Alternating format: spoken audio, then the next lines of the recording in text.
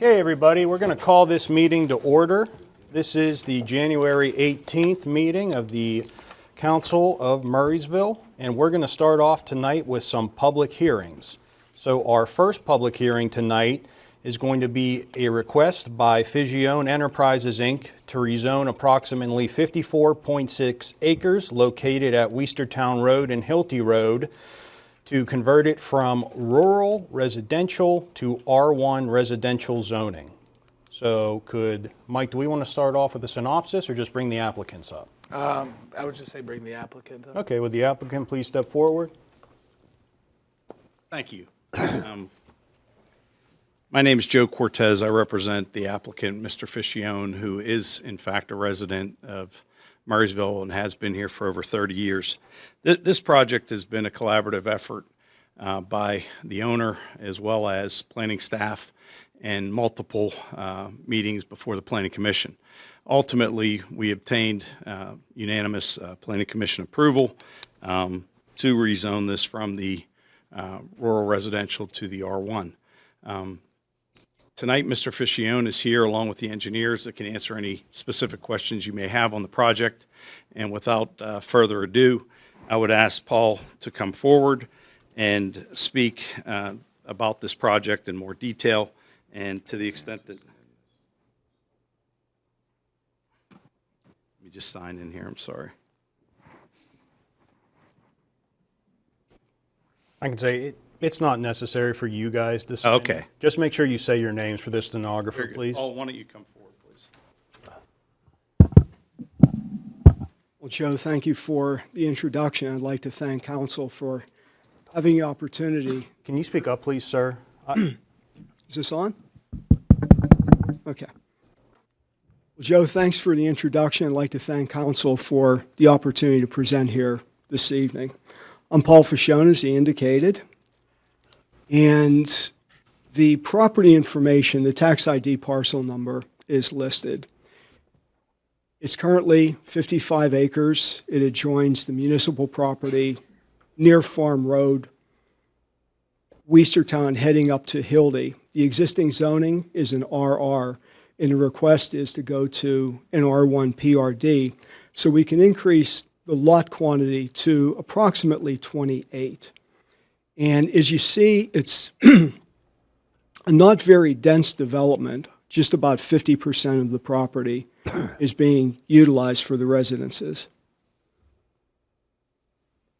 A little bit of background. I am 66 years old, 30-year resident of Murraysville, and I'm a business owner of a technology organization in Westmoreland County Industrial Park number 3 off of Mellon Road. Distance runner, and used to live in Fair Oaks and always enjoyed that part of the municipality. My turnaround spot was right at the Walder Nature Reserve. So in 2013, we acquired a little over 30 acres. And then in 2021, I was able to purchase the adjacent property, roughly 23.5 acres, from Betsy Aiken. Some changes in the personal life, did a lot of soul searching over the last several years, and I was trying to figure out where I wanted to live. And the answer became in Murraysville on this property, and my desire is to build my forever home in this location. So the process.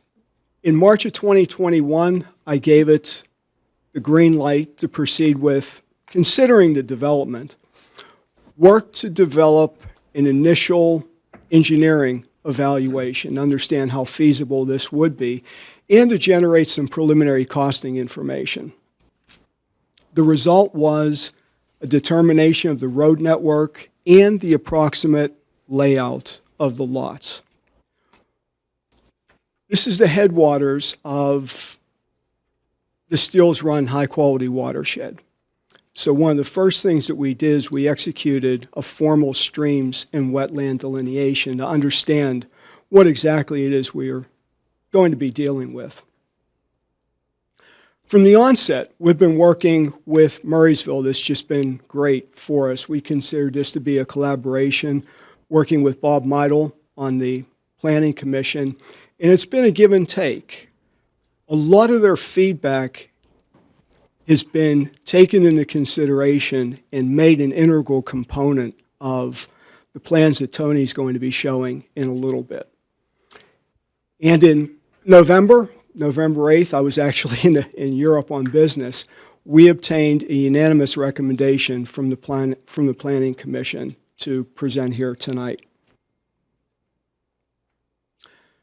The land, first and foremost, the goal is to respect the environment. It is just absolutely incredible, beautiful property. There's sweeping vistas. It's a serene location. The lots are secluded. They're going to be wooded, nestled into the expansive green space. All of the backyards, and you'll see this when Tony presents, border on the conservation areas.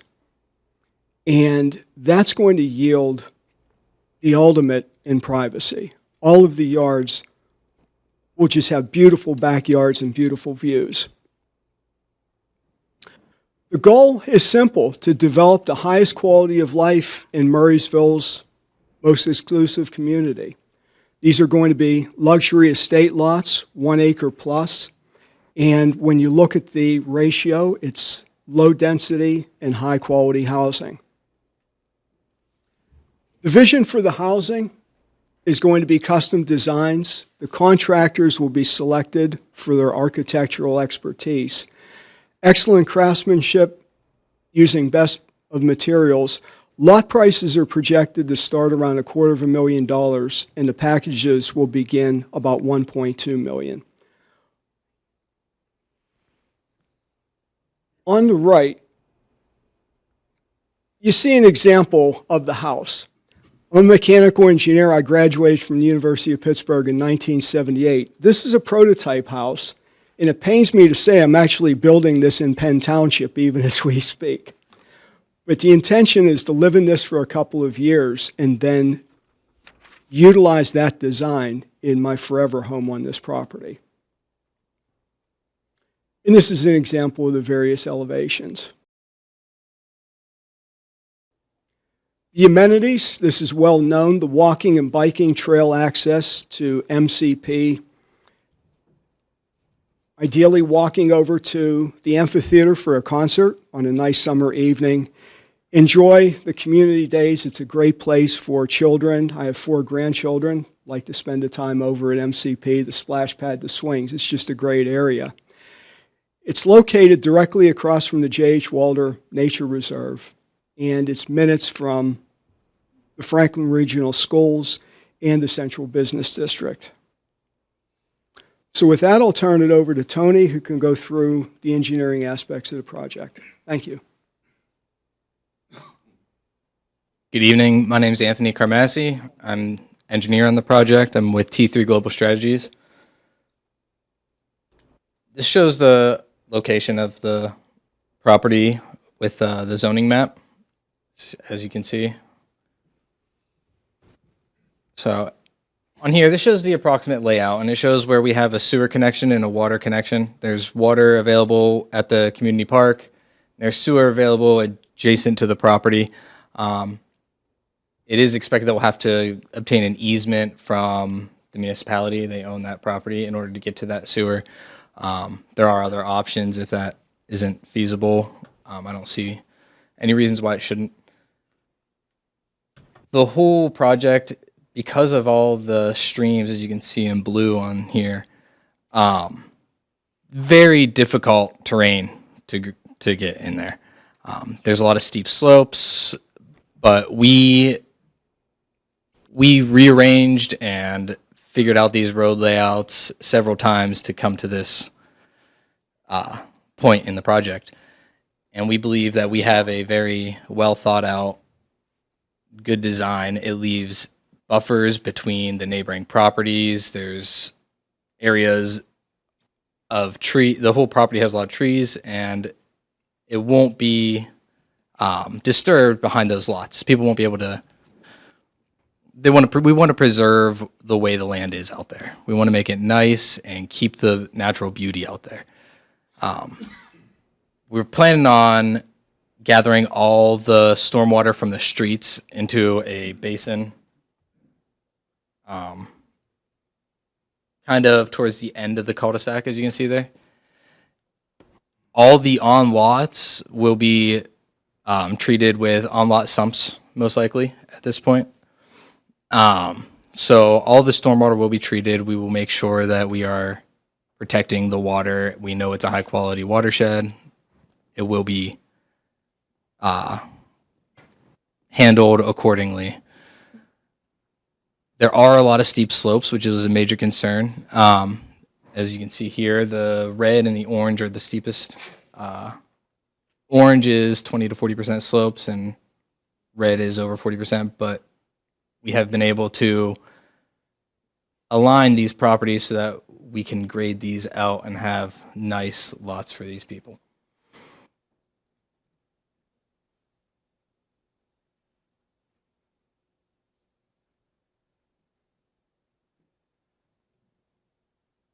Did I freeze you up there? Yeah, I think so. Let me see. But You should be back. yeah, we're good now. Sorry, I was trying to drop the PowerPoint Dropbox for council there. Can you guys That's see okay. it on your screens? But- Okay. But we are searching to get R1 PRD, so we can go in here and get approximately 28 lots.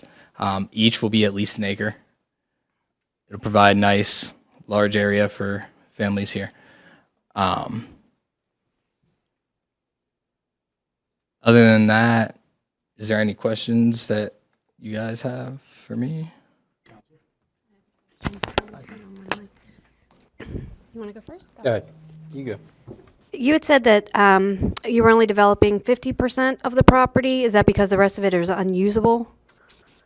It's not so much that it's unusable. It's more so just to keep it secluded, keep the residents have their privacy, and to keep the natural beauty of that area. The less grading you have, the more you can preserve. So you're not planning on any future developments? Absolutely not. And my other question is the developer paying for all of the tapping into the sewer systems? Yes. Thank you. Is this all MAWC and FTMS or not? Sewer and water? Yes. I believe so. I'm not 100% on that. But yes. It is. Yes, okay. I have a couple questions. So I'd received a few points from different residents close to there. One question I had is, what would be, you had 28 lots is what you said, correct? Yes, sir. So to not change the zoning from rural residential to the R1, what would be the loss in lots? It would be just they would have to be a larger sized lot, correct? And it would be a little less lots that would be available to be sold. That is correct. They would have to be larger. I believe it was 20. It's 1.5, I think. T3 Global Strategies. Per the ordinance and the dimensional standards, we could get 21 lots. We laid it out on paper and we got 20 lots that we were good with. So essentially, it's an 8-lot increase. Okay. An 8-lot increase by changing the zoning to that. The other questions in regards to, so obviously there's been some concerns with traffic, which that'll be looked at, I'm sure, and speed limits and stuff, but that's, we can work through those things.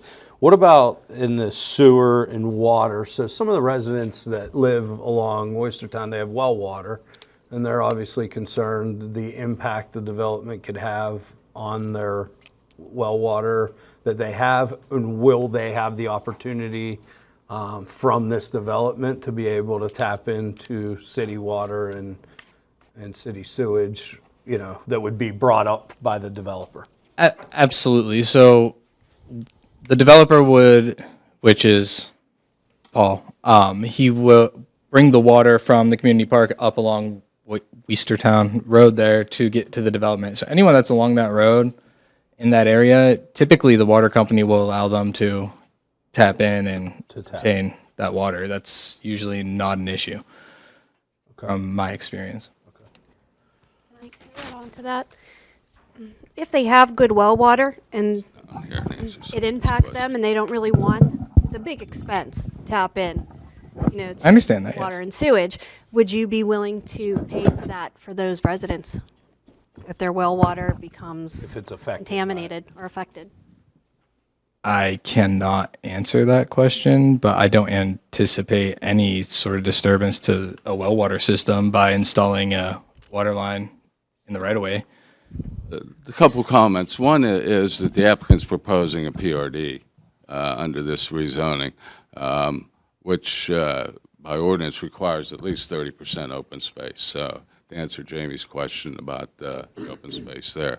The second part of it's with the utilities. The sanitary sewer already goes to the clubhouse. Right. So he would be coming down through the woods to the clubhouse, not necessarily out into the public right-of-way. Third item is the water also ends at where the proposed amphitheater is. So he would be going up Westertown. Sanitary sewer is already available on Westertown Road to Farm, Right. because that's where the sewage from the community park goes. What about like the portions from Farm Road to Hilty Road, say those are not, No, out Farm Road, they are not. No, there's so they would be going up Oystertown past Farm? towards Hilty. Right, right. So How the water far, line. how close to Hilty is that go? How close is this development? It's bound by Hilty. So it's going to go all the way to the end to Hilty? Well, It's going to go close. If you look behind you, you can there. see where his entrance is. It'll come up to there and up into the development from the entrance, most likely. Your I laser's don't- not working? I don't know which button it is, and I didn't want to mess it up. There's no residence on Westertown green one? between Farm and his entrance. What was that, Jim? Sorry. There's no residence on Westertown from Farm to the entrance to this plant. Right, they're all up Yeah. between Farm Well- Road and Hilty Road. Right, off of- Walters Reserve's on the opposite side of this Right, right. proposed development. I mean, I have a couple more.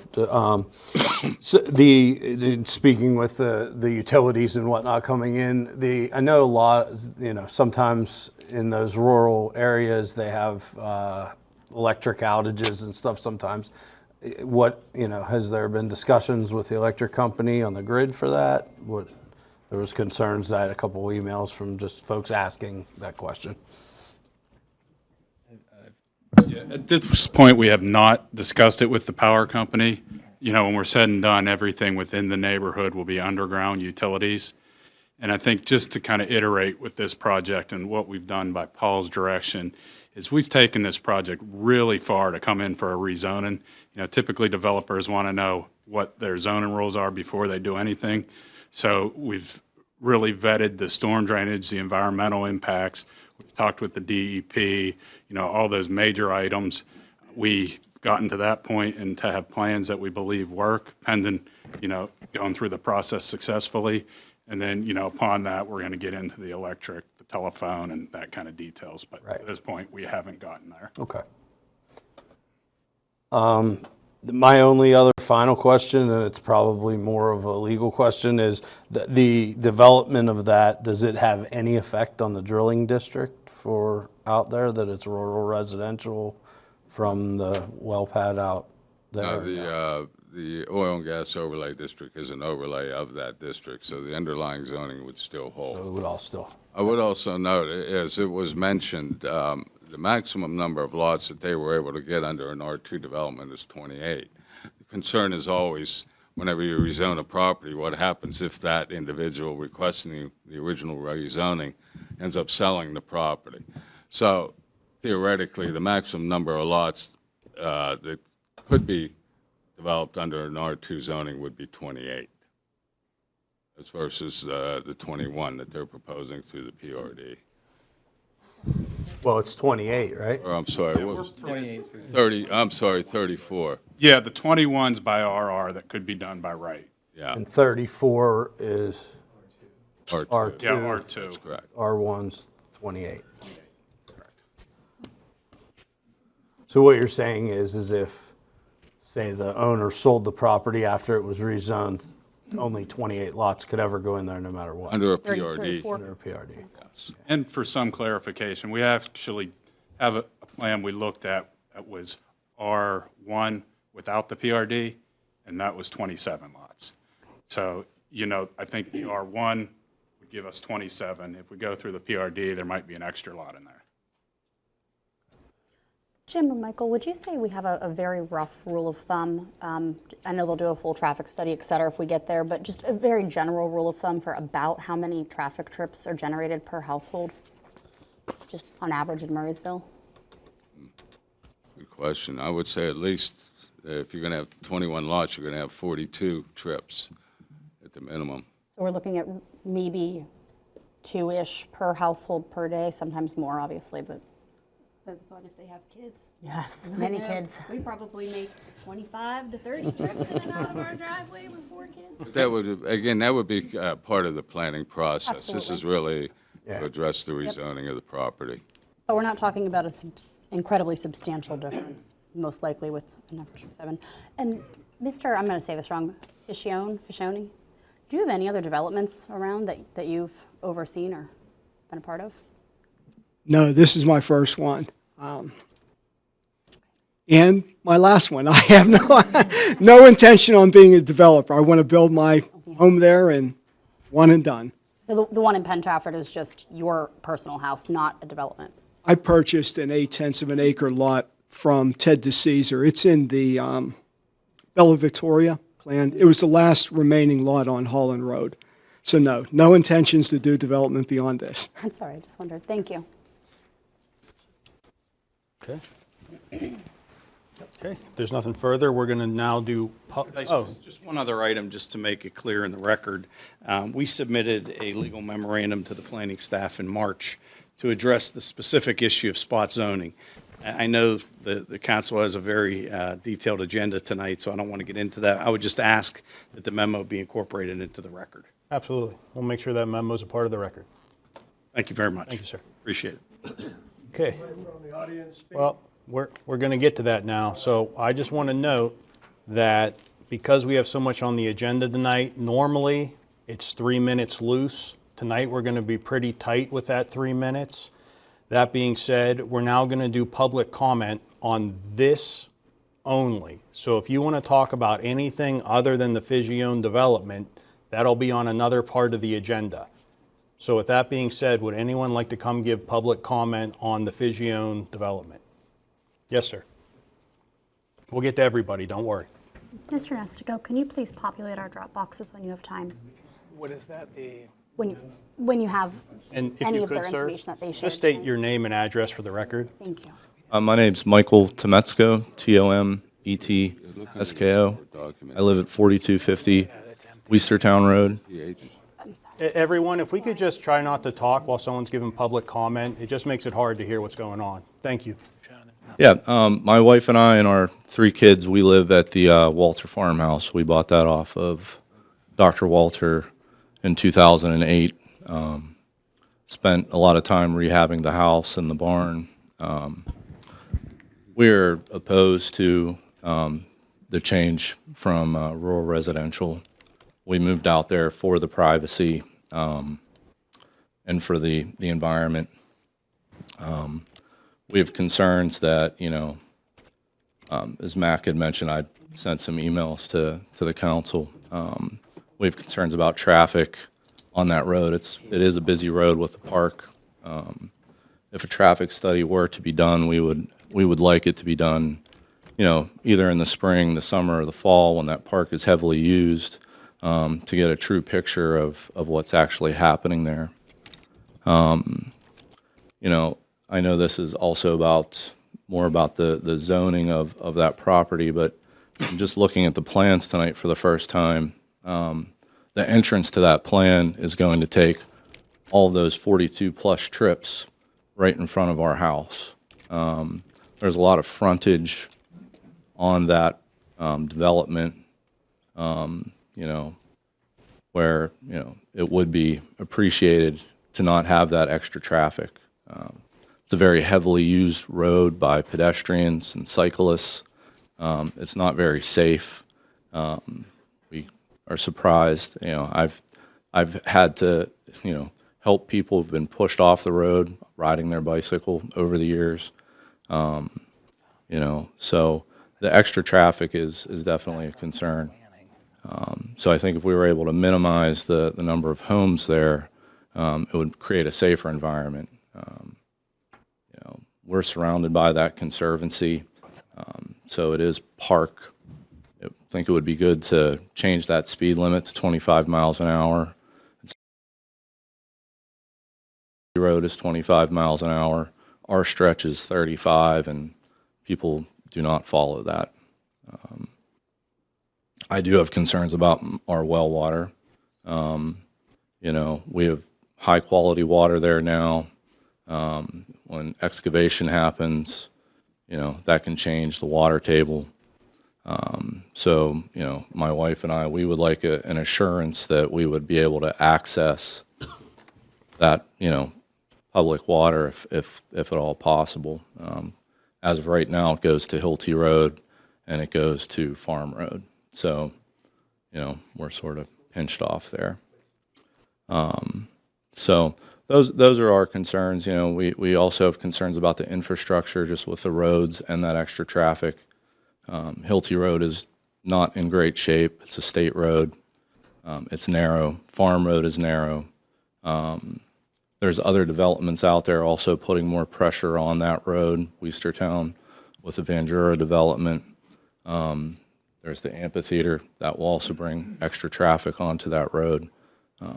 So, we have concerns just about safety, not only for ourselves, but for a lot of people that walk and ride on that road. Thank you, sir. All right, and again, if you want to send us any emails or anything, I know you've sent some already, but anything else, feel free. All right. Thank you for your Appreciate comments, sir. time. Thank you. Okay, would anyone else like to speak about the Figione? Whoever. And just please state your name and address for the minutes. Thank you. Yeah, my name's Jeff Laird. I'm at 6076 Farm Road. And my property, if they develop that, it's going to be right next to my property line. I was wondering, how far can they push onto my property, close to my property? Because it goes down, touching that along the creek line down there, So are they going to develop over that creek and put a pipe through that creek or what? We wouldn't know that yet. I can say there's setbacks that are required, so they obviously wouldn't be able to develop on your property. Well, yeah, excuse me for that, but the water is pure water. There's actually minnows in that water. So if they start developing down there, what are they going to do about the environment for those minnows? Plus that watershed down there where all the swamp and everything is. They're going to destroy that where there's a lot of wildlife. Plus, I know a lot of my hunters, they hunt around there. So now you got these homes in there, and it's going to be difficult for them home. Whether they're going to rezone it so you can't hunt, it's not a good idea. I've been living out there for 20 years, and it's been beautiful property, quiet, not hearing doors slam and kids hollering and all that. It's very private. I don't think it's a good idea at all for this rezoning. Thank you. Thank you, sir. Thank you.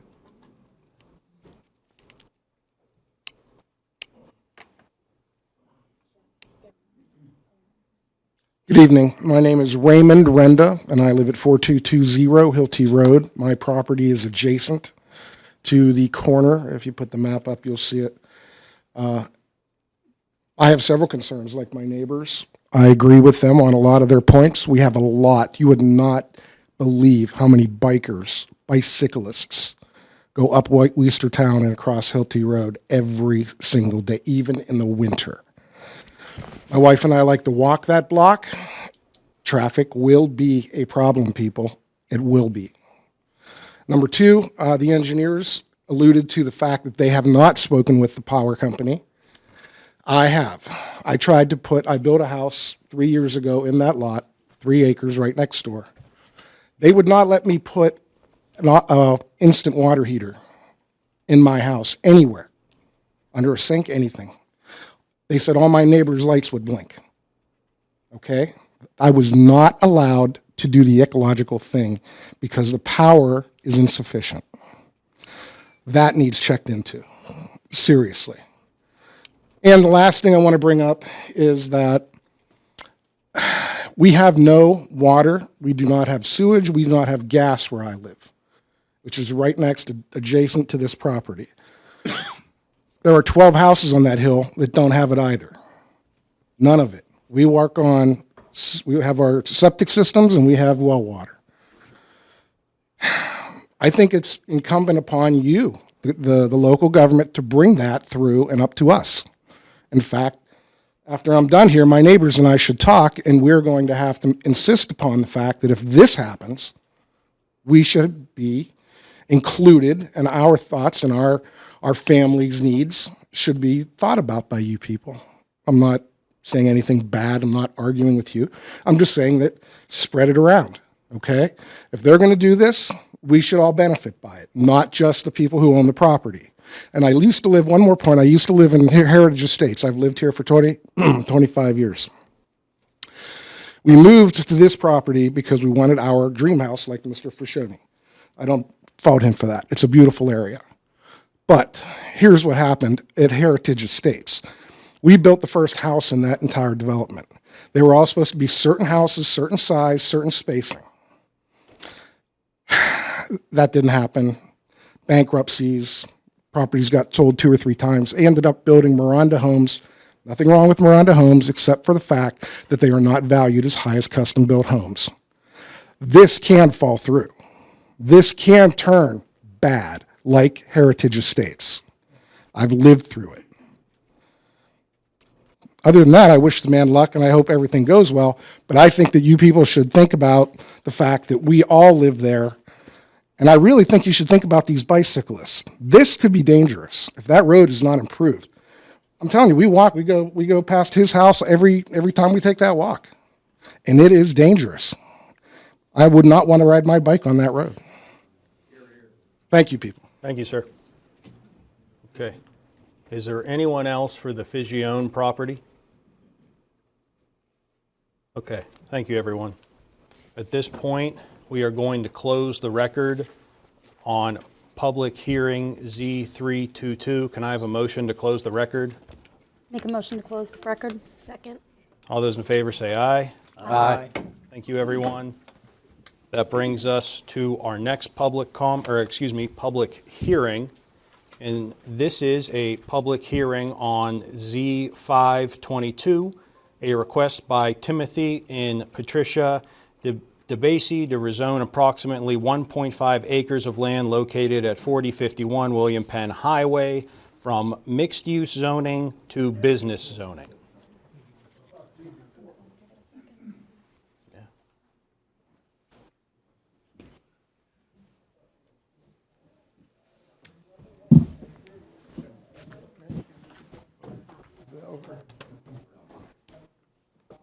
Good evening. Good evening. My name's Robert Ammett. I'm representing Tim DiBiase, this gentleman here, and we're dealing with a piece of property that's located in Murraysville. All the utilities are not an issue. It's the area where Donna Lynn's Pizza is located, and it's a situation where his property is located where there are other commercial properties, and it's in the course of conduct with the municipality developing that we think this is going to develop anyway. It's right beside Choice Auto, so it's a very large development there. There's a Hertz Rent-A-Center that's also there. His property's right beside it. We have a number of photographs and items that we want to share with you tonight. Primarily, what we're talking about is a piece of property. Oh, you've got it up there. Okay. Oh, there's the pictures up here. The DiBiase property shows on here, you can see the parking. Oh, we're going in the country. Sorry, apologize. If you look to the right on the picture is another building, which is a carpeting and flooring store. And if you look to the left, that's the Fox property, which is also commercial use. If you go behind this property, there is a property that's owned by, I'm sorry, the Fox property has a U.S. bank. It's got a chiropractor's office, and it's all commercial type uses. And if we, Sorry, I'm trying to pull up your, will this pull their image. They will, yes. You could set them out and the camera will pick them up.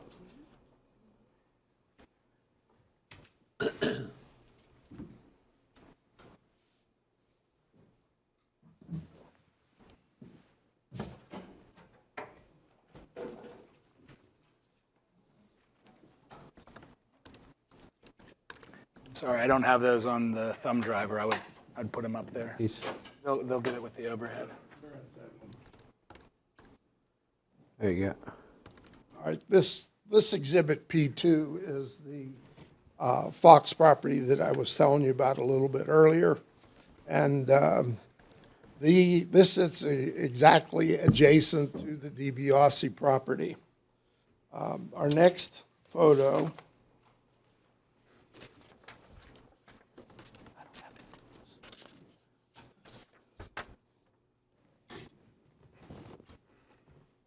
this is the sign in front of the building showing what's in the DiBiase location. It's Donna Lynn's Pizza, Jackson Hewitt Insurance. There is there's a dog groomer and a beauty shop.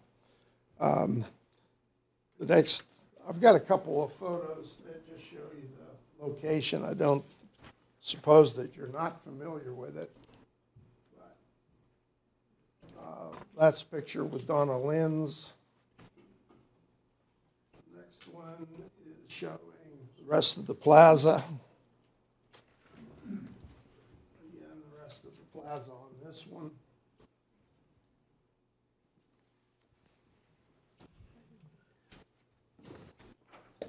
And this photo is facing No, it's the other building that is on the DiBiase property.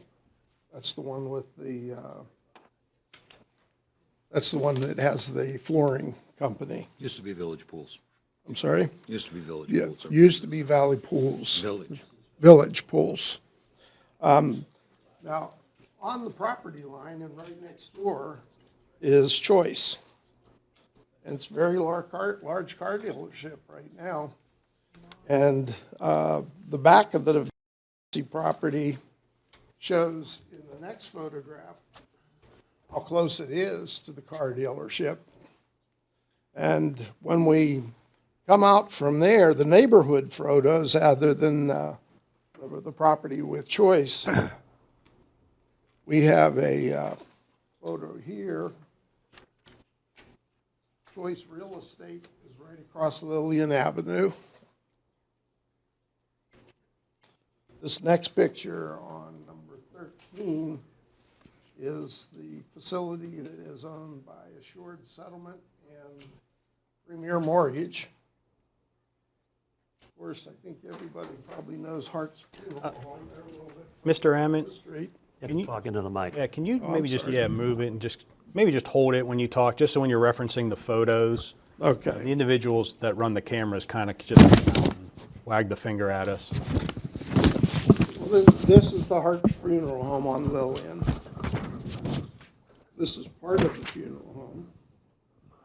And another commercial property, which is a real estate entity. And we've got an insurance company at the very end of the street. And on the very end and across the tracks is the Spagnol property. So when you take an overview of this entire block, almost everything is a commercial use. And what we're looking to do is to be able to go from the MU to the business district only because of the options it gives as far as future use and development of the property. Then, not to be overlooked, but only a very short distance down the block is the Howard Hanna building, 3-story commercial building. And it's, thank you. As you know, it's a very large commercial building. So what we're saying in summary is just that we think that with the development of Murraysville, the way it's going, and with Route 22, that this property is a property that would fit very well in a business use. We believe that the reason that it was not zoned business is because there used to be a strip of ground between the highway, Route 22, and the property. And it was more of a planning area, but it was all taken away when Route 22 was developed recently. So with those things said, we'd like to encourage you to grant the change in zoning, and Dr. DiBiase's here, and I think he'd like to just say a few things. I'm Tim DiBiase. I've been a resident for 35 years. Interesting to meet them all. I believe that he's correct. When they did the overlay for the MU, the mixed use, long ago, they picked everything that was on 22 and made it business. But there was a paper road that was under the highway sign, the present highway sign that I have there. There was a paper road that came in front of that, and it came in front of the building to the east as well, that Fox owns now. It was a paper road. When they enlarged 22, I was deeded the road, so I moved from off of 22 to right on 22. Hence, I was an MU when they did the overlay. Recently, I noticed that across the street and up the ways a little further, on the opposite side of the road, on Old 22, there were 3 or 4 properties that were MU, and they were changed over to business. I think mine is very similar to that, that really on 22, I am a B. I should be a B zoned. Believe it or not, I'm getting a little older now, and I have to think about selling it. My children, who all went to the Franklin school districts, have moved away, and so no one's going to continue it, so I'm going to have to sell it. And I'd like to have it set where I think it should be when I go to sell it. It makes more sense and more value to me to have it be a B than have it be an MU and have someone else have to do it. Any questions? Do you have a current intention for it now other than future selling? No, I'm just planning now for starting to sell some of my real estate. I have a question for you. When you come off 22, you have Donna Lynn's on the left-hand side there and the other business. Going back to your property, right? Now, do you own any property up front there? Any other businesses that you own there? Is any of that your property? From 22 back is... Like Donna Lynn's and those other rentals there. Do you own any of those rentals there? I own the 2 buildings on that property are owned by me. Okay. Which ones are those? Well, Village Pool, you know that building, right? Okay. Donna Lynn's Pizza, Jackson. I'm thinking you would have the right of way to go back through to your properties in the back of that, right? No, sir. This is the property. Right on 22. Mm-hmm. All those properties are, there's an empty part in the back. That's not yours? Yes, it is mine. Okay, that's what I'm saying. It comes out on Sumner. That property goes all the way back? Yes. And back in the corner there's residential, is that right? There's a part of Hart's. Hart's owns a strip. Not over there, right behind their property. Yes, sir. Hart's is right behind me. Residential back there. Hart's owns the property directly behind me, just to the south of my property. Do you have the big picture? I have the aerial here. If they can pull the aerial up. Mike, if he could pull the aerial, just so we could, after those pictures, I'm lost to where. I want to see exactly we're here where at this is. The red marker there. And if that gives you a little bit, I'll zoom out so you can kind of see where we are. This is Sardis Road down here. And then you're coming down 22. I apologize. This is a Choice Auto. Can you zoom in there? Okay. Yeah. Can I go up there and point? Does this help? Can I go point? Yeah, so I see where Donna Lynn's is at. What 1.5 acres are they rezoning? Can I point? Like, can you put the cursor near it? Or there you go. My property goes from here all the way back to here. Okay. This is part of the funeral home. Hart owns all this. So He owns a big lot here, and then the back, this comes, oh, there we go.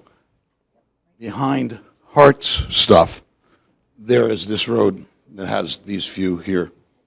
Herm Bourne lives back here. He's been around forever. I don't know if you know. But there are these three houses. So this the is point. Hart's. All of those properties on Lillian there are zoned MU. And I would argue that the reason that's zoned MU, Mr. DiBiase's property, because it was incorporated as part of that rezoning of that entire area down there. I guess my question is like, is this property here is B, right? So he's trying to rezone just this property? Is that, or no? The whole, This is B. Everything to the east of Choice, which is okay, yeah. is MU to Lillian. Okay.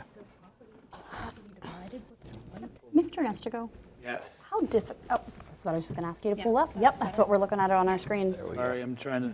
That's right. So you're right next to the black and white border around Choice. That's old William Penn. Where's Business 22? You're to the right. Yep, you're going to be to the over by, It's not marked clearly on the map. almost right there. Correct. Yeah, it's not marked clearly.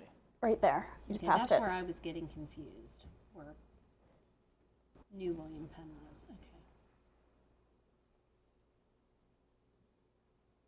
Okay. Do the pointer. This is in fact Choice, Yeah. right here. And this is Choice. Yep. Right. This is me.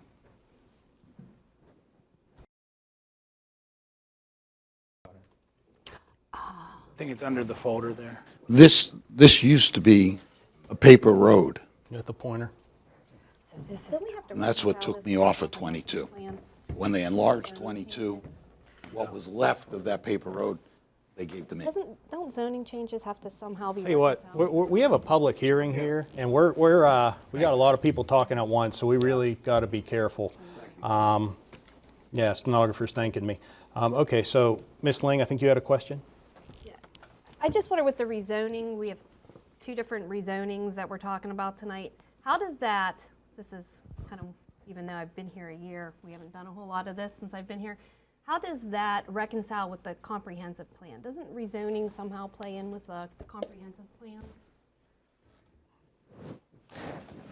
Yes, I'm sorry.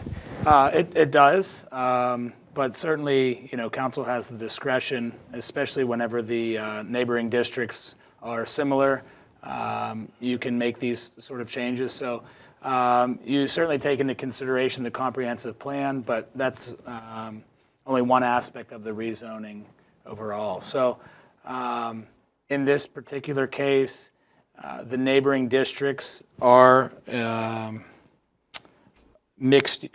business. So, I mean, it would probably meet all the criteria laid out in any comprehensive plan because you're not substantially changing the rezoning.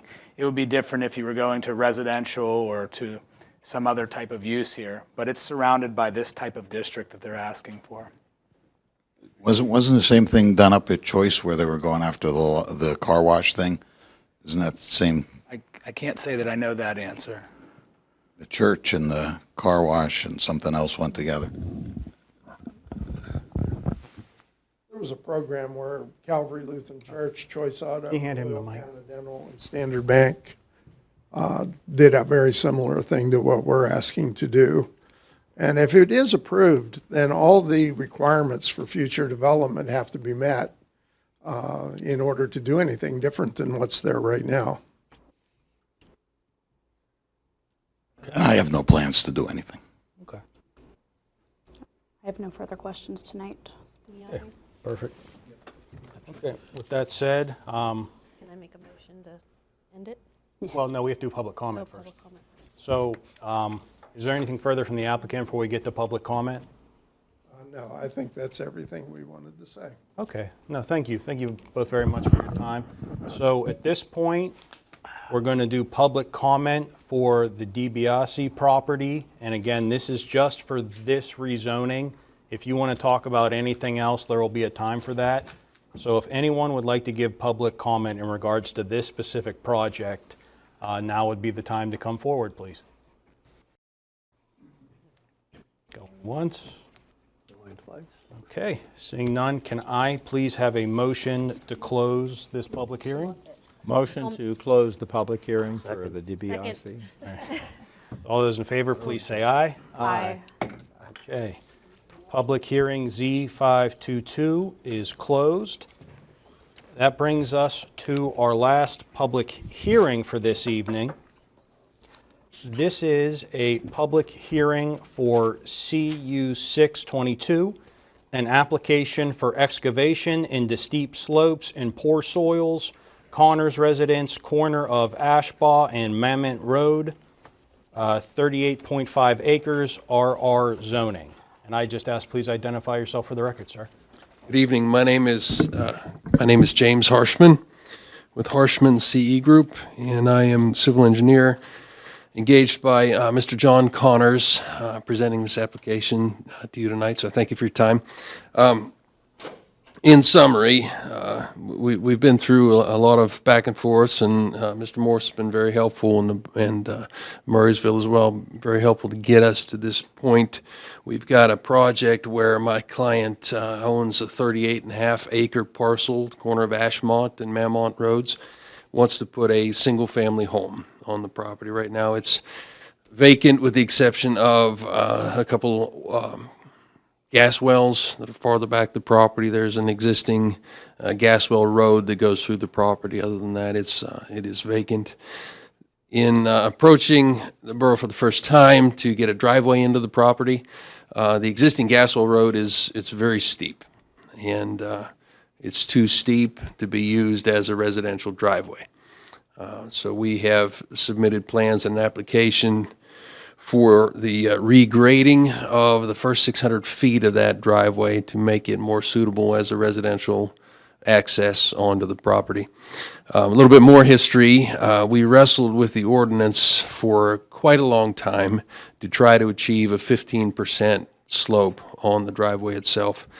We probably put together 10 or more different iterations of options, a brand new driveway, multiple locations, different access points to the property itself. And I can say unequivocally none of them were successful. We came up with one design that was an entirely new driveway from farther north on Ashbaugh that came over, bisected the existing gas road. We did get 15%. It was a tremendous amount of excavation, a very complicated erosion control plan, stormwater management plan necessary because of the length of the driveway, the extreme cuts. The property itself is really surrounded by steep slopes. It's a beautiful hilltop, a very large, nice, flat, beautiful hilltop, and steep slopes everywhere around. The plan that I mentioned to you with a new driveway was submitted to Murraysville, submitted to the Conservation District, submitted to DEP. Will be over an acre disturbance, so we need an NPDES permit through the DEP. We're in a high-quality watershed. The initial review of that plan from the Conservation District and DEP was recommending that we don't do it. We had a phone conference, and the initial comments were, why in the world do you want to tear up this much ground just to get a driveway on the property? Would you please, and that's kind of the way they put it, why don't you consider approaching Murraysville, see if you can use that existing gas well road, regrade it the best you can. So Mr. Connors agreed that let's pursue that. So we've since resubmitted the plans that you have in front of you now, which involve the regrading of that existing gas well road. We can get to 16.9% before we start getting into that situation where we just have to chase the hills so far that it's not feasible anymore. So the two requests before you tonight are the conditional use, which has to do with the grading and excavating in the steep slope areas. And the second is a modification to allow for this 16.9% on the proposed driveway. And I'll talk a little bit more about those points of interest. Let's see where to start. Some information that we've submitted, just so you're aware of what's in the record. Initial application letter describing some of the points that I've already talked to you about. I assume that'll be in the record for tonight. We submitted a separate report justifying the necessity for the slope modification request itself, describing some of the iterations we went through, speaking to the ordinance requirements with respect to asking for that modification. You should have that in your record if you need it. The staff and engineer review comments asked us to submit a performance standards and general provisions of the zoning ordinance letter.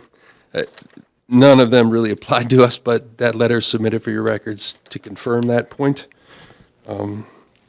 The soils of the site, probably one of the most significant things on the property is we engaged the services of a geotechnical engineer who performed core borings and a stability analysis of the proposed grading, provided a report and recommendations to us in the borough, confirming that the requirements of your conditional use provisions of excavating in the steep slope district have been met.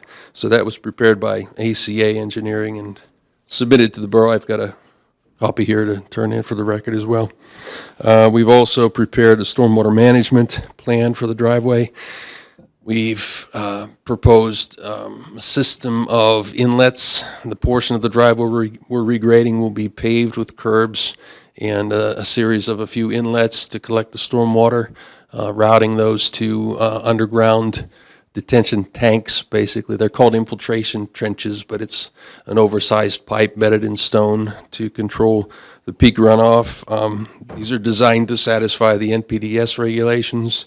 Those have been reviewed by Murraysville staff and engineer, and we've addressed all their comments. So give you, for the record, also the comments and response on that bit of back and forth. So I believe we've got the ordinance points satisfied regarding excavating in the steep slope district, having covered the topics of stability, the geotech investigation, erosion control, revegetation, and stormwater management. You want to bring up the plans? I'm doing all this talking. We haven't really looked at any of the plans. If you can find that file. That's a fine one. We'll get to that one. Which one? I think they're. Could be one that says maybe plans December 7th, something like that. Got it.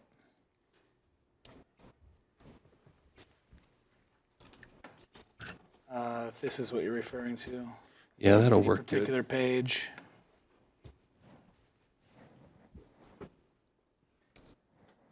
Grab my laser pointer here. So this is an existing conditions plan of the property, and I'll point at this one over here. The 38.5 acres is this large parcel right here.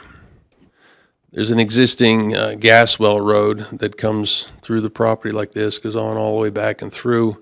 It breaks off right here. There's a gas well right here, small gas well. There's another very small gas well right here. What else to tell you about on this plan? The steep slopes, I don't know if you can see the contours on here, but where those contours are really close together all the way around here. This is all very, very steep slope. This is the hilltop right here. You can see the contours are very far apart. It's very nice and flat. This is the septic site location. I take that back. These test pits right here are the septic location. It's been perked as site suitable. Water service will be a well. We don't have the house layout itself completed at this time, but it's going to go right here. This is a little bit of a hilltop right on the flat area. The driveway portion that we're talking about regrading is from Ashpaw Road, 600 feet up. Yeah, so it comes up to right about here where the bend occurs. And this driveway kind of undulates up and down a little bit as you come up here, and there's portions that are 25% in slope right now. It's really steep. And you can see how tight these contours are right here to the left and right of it. So when it comes to regrading that area, even just regrading that existing driveway is a bit of a trick. If you want to flip to the next page for me, Mike, thank you. Much like you saw when T3 presented on the PRD plan, we prepared a steep slope map that illustrates the colors. And if you just zoom way out, you get an idea of the green and the dark green, the light green, that 20 to 40, the dark green, that 40% or greater. And this is the whole way around the property is in the green. So any access to this property is a conditional use in order for us to be able to get a driveway in. Flip 2 pages for me. Okay, this is an erosion and sediment control plan. Not much to point out to you on this one. Flip to the next page. This will be the driveway profile. No, storm sewer profile. Let's keep going. There's about 14 drawings here. Next one, next one. Keep going. Yep. Let's look at the next plan drawing. There you go. All right, that's a good one. So this shows the grading. So on this high side, you can see that cut slope. This is the extent of the cut slope. And on this side here, we've got a little bit of fill slope happening right there as we transition. The original gas road doesn't follow the land as efficiently as possible. By swinging to the left just a little bit, we can follow the natural contours, again, getting that 16.9%, but minimizing the amount of excavation that we need to do. The stormwater management I mentioned, we've got a couple tanks. This is a tank right here. There's 2 inlets that pick up the driveway drainage connecting to a municipal inlet in the road. There's another tank down here, the rest of the driveway, a couple inlets connecting to a municipal inlet right here at this driveway. Let's go to the next page, Mike. Feel free to interrupt me on the plans if you have any specific questions, or we can come back later. Let's see, that's some storm sewer profiles. Keep on moving. That might be the end of it on these, Mike. I'd like to show you one more plan, and that was the first one that you opened, the fire access plan. So we received a recommendation from the Planning Commission for approval with comments. Go ahead. Question for you. Yes, sir. Your slope is still going to be 16.9%? The driveway slope will be 16.9. Have you taken the concerns about the fire department and the medics? Your timing is perfect. This next is approved. So I will show you a couple things on this. Planning Commission made a comment that we need to make sure fire trucks can get in and for us to coordinate with the fire chief to that point. So we got the specs on the pumper truck in particular that they wanted to be able to have access. They wanted to make a left-hand turn off of Ashbaugh. So we've, using AASHTO design methods, laid in a turning template of a left-hand turn coming in. Their concern was turning around on top if they get that truck around. That was one of their concerns. Yes, turning around on top. And there's, I'll submit to you an email chain, and I believe Mr. Morrison has this as well, where we've worked that out with the fire chief in particular. We've gone through that with these conditions? We have, yes, sir. Yes, sir. In particular, the commitment is that when the home site is laid out, we'll be sure to provide the fire truck turnaround point at the home site. That makes the most sense, and the fire chief was okay with that, and we're submitting that as a condition of this proceeding tonight. So we did reconfigure the apron in the entrance so that that truck could make a left-hand turn. Mike, if you want to zoom to the right, I want to show you the profile right here. What's that? Yeah, this little graph that's on the side right here. So typically we show this at an exaggerated scale, but this is actually a 1-to-1 scale. So this is real life looking at it. This is an actual size fire truck. The chief was worried about the tail end and the front end scraping as they would come in. The existing grade, you might make it on the existing grade, but the proposed grade is no problem at all for this fire truck to make both the horizontal movement into the entrance and also the vertical movement without either the front or the back of the truck hitting. And zoom out a little bit, Mike, if you will, and go to the profile that's right above, this one right here. So while the plan drawing looks like there's a lot of excavation, the way we have to chase the cut slopes and the fill slopes, there's really only about 5 to 7 feet of cut and fill to smooth out this driveway at 16.9. So just a little bit really of cutting the shape, the vertical shape of this road down to get us a driveway that will work for us. So those are the plans in a nutshell. Let's see, there's one more point of interest. There was a question about adequate site distance. We've submitted to the borough the PennDOT Form 950S, it's called, which is the site distance calculation, illustrating that the left and right site distances are met at the entrance. So that question should be resolved And I think those were the three conditions that we had coming out of the Planning Commission's recommendation. And I'll take any questions at this time. Council? It's Steve. I would add, the only other comment coming out of the Planning Commission was access for the storm water to a public storm sewer system. Correct. So that would be a condition if council considers approval. Okay, so And we're fine with that. thank you, sir. Okay, before we get to public comment, anything else from council, staff, the applicant? Planning Commission recommended approval subject to those conditions. Okay, wonderful. Thank you, Jim. That being said, thank you, sir. Now, is there anyone in the audience who would like to give public comment in regards to this development specifically? Yes, sir?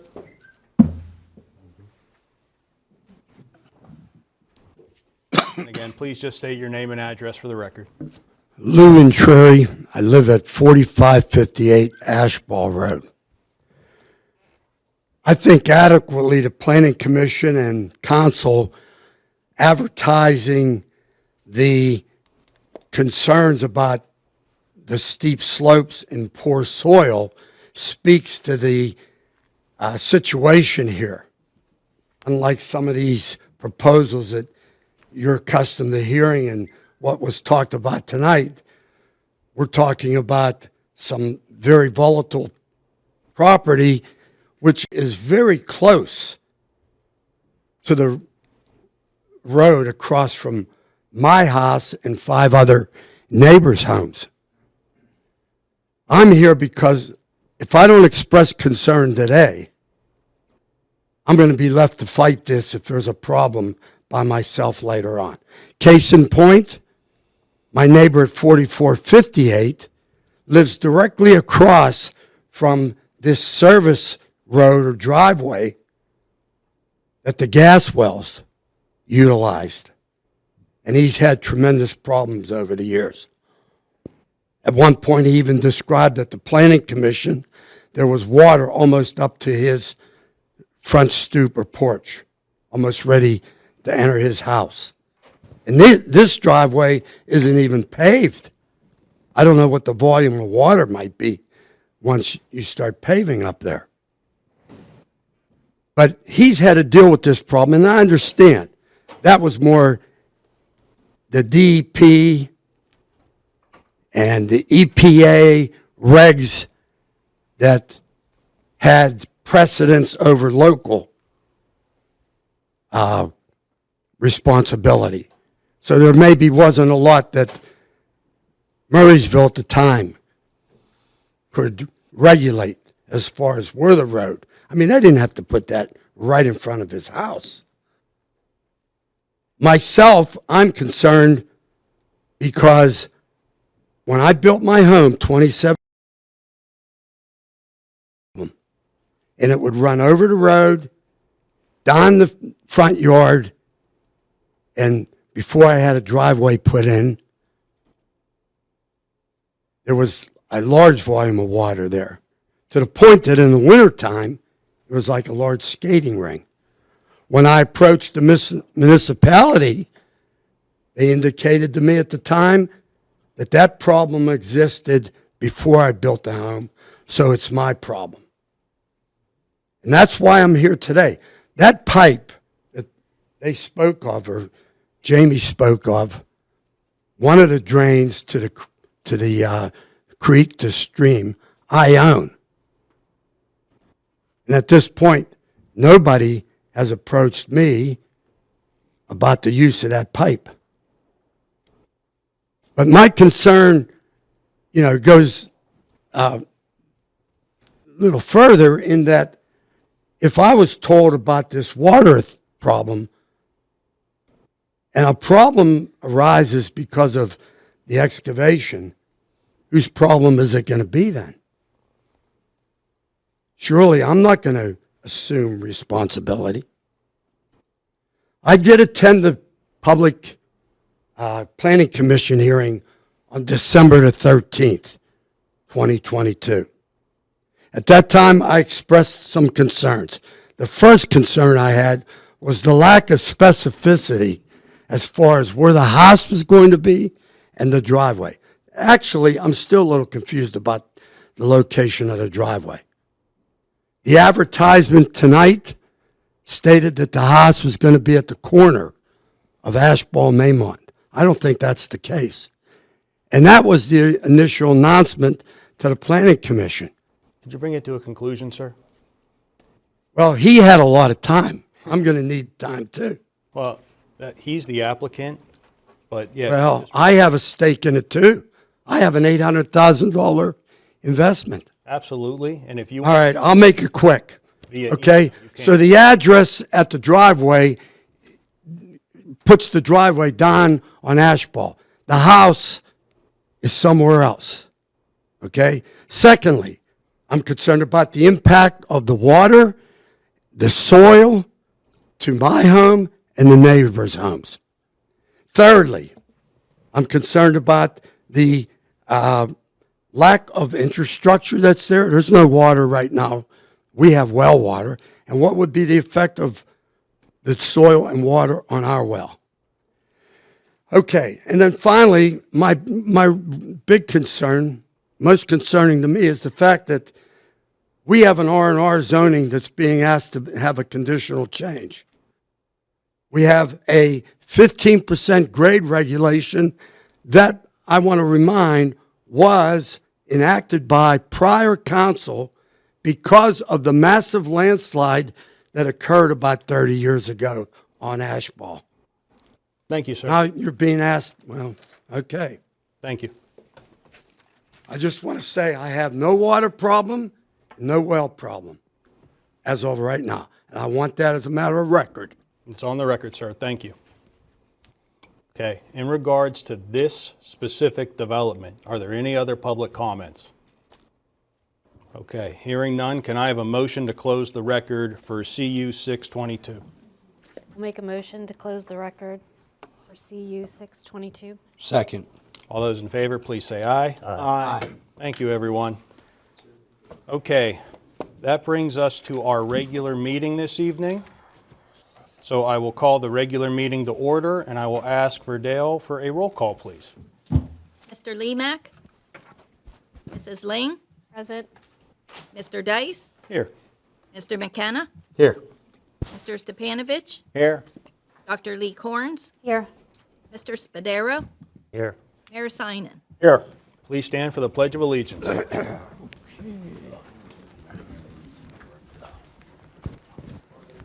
I pledge allegiance to the flag of the United States of America and to the republic for which it stands, one nation, under God, indivisible, with liberty and justice for all.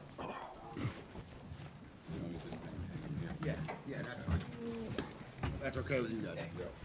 Is your last name Morse or Yeah. M. Morrison? What's the matter? M. Morrison. He's wrapping up. We can have a. Yeah. Yeah.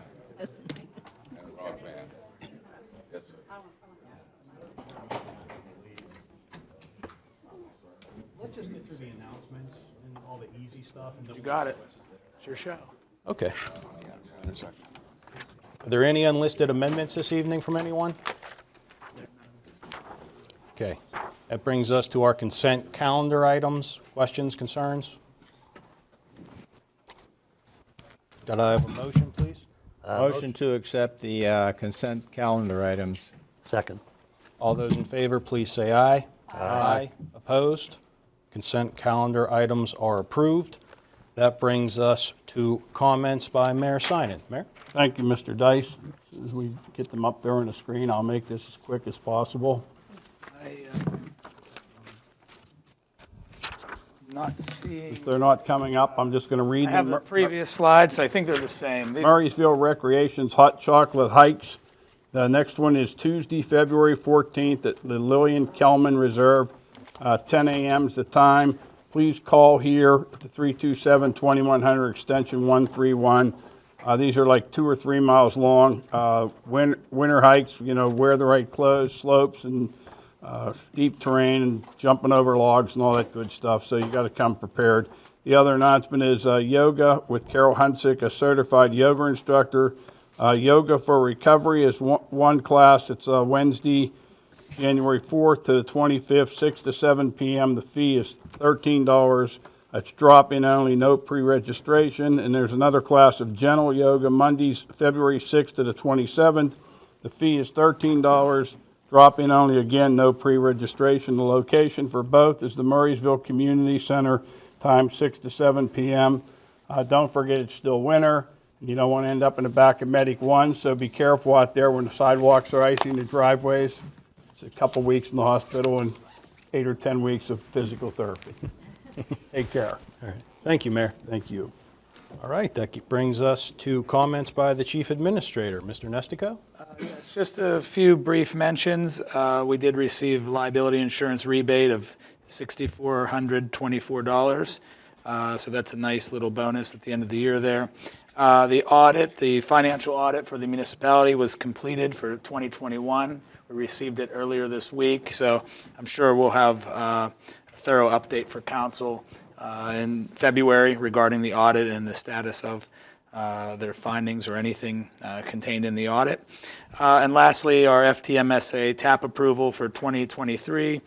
All 262 requested TAPs were approved. So that was a nice victory as well from FTMSA submitting to the DEP. So that's all from the Chief Administrator for this month. All right. Thank you, Mr. Nestico. Before we get into community input, just to go over a few things. This is open to Murraysville residents and taxpayers only. Due to the number of people, we're going to try to keep it to the 3 minutes. If you haven't noticed, I tend to let people go a little bit over just so people can say what they need to say. So I'm going to borrow a technique from my predecessor, Mr. Josh Lorenz. If you see me raise my pen, that means your time is up. Please wrap it up. And if you hear me say thank you, that means your time is up. Please leave the podium. I would also note that the only chance for public comment this evening. So if you have anything to say, please, now's the time to do it. We're going to get to everybody, so don't worry about that. And lastly, please just make sure to say your name and address for the minutes. Thank you. So with that being said, the first individual tonight is Mr. Paul Metzler.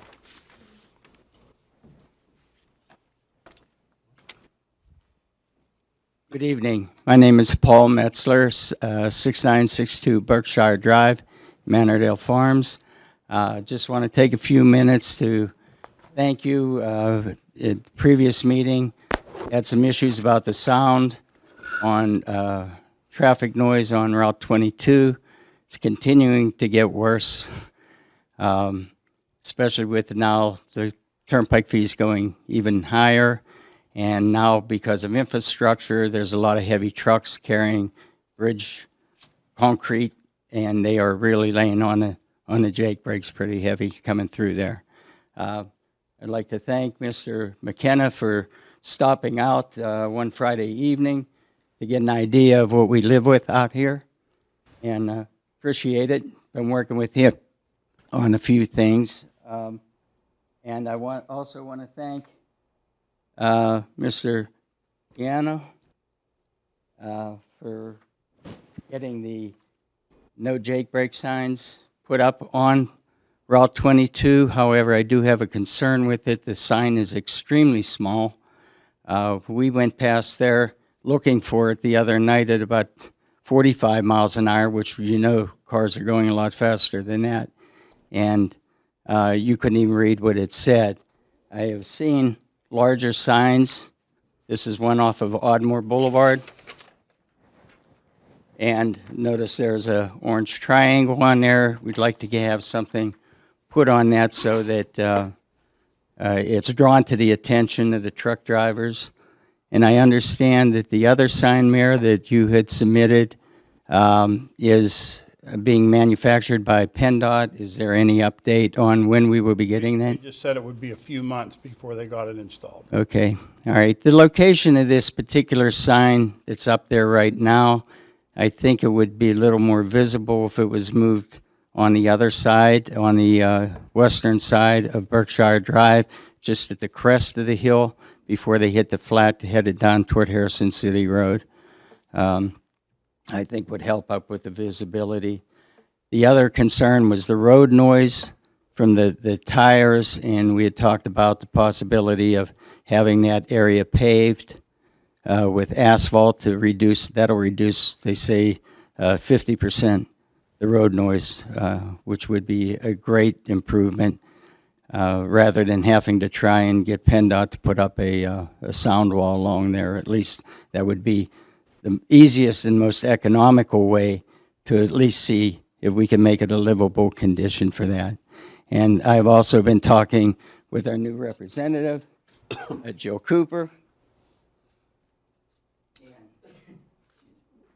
And she is going to work with setting up a meeting with PennDOT, with her representatives and things.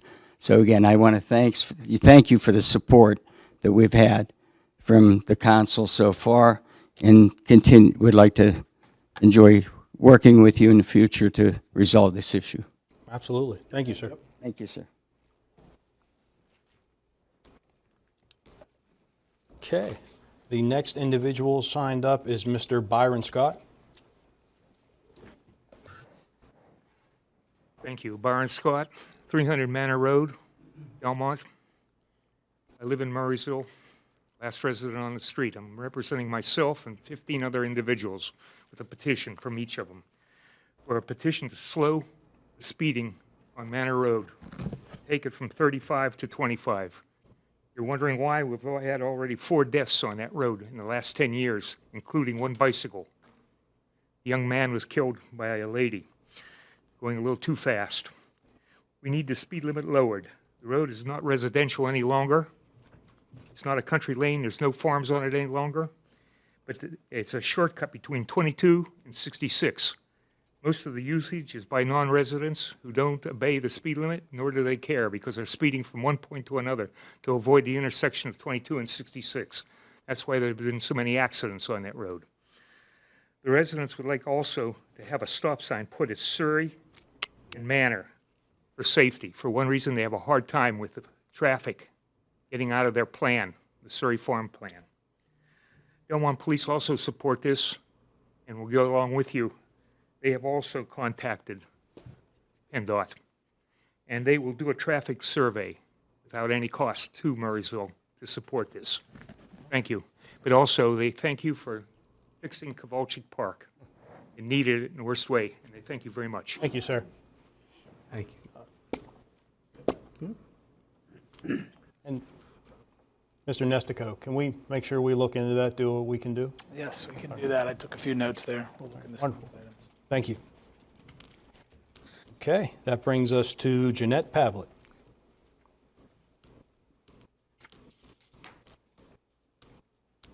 Thank you and good evening. Jeanette Pavlik, 4200 Colonial Drive, Murraysville.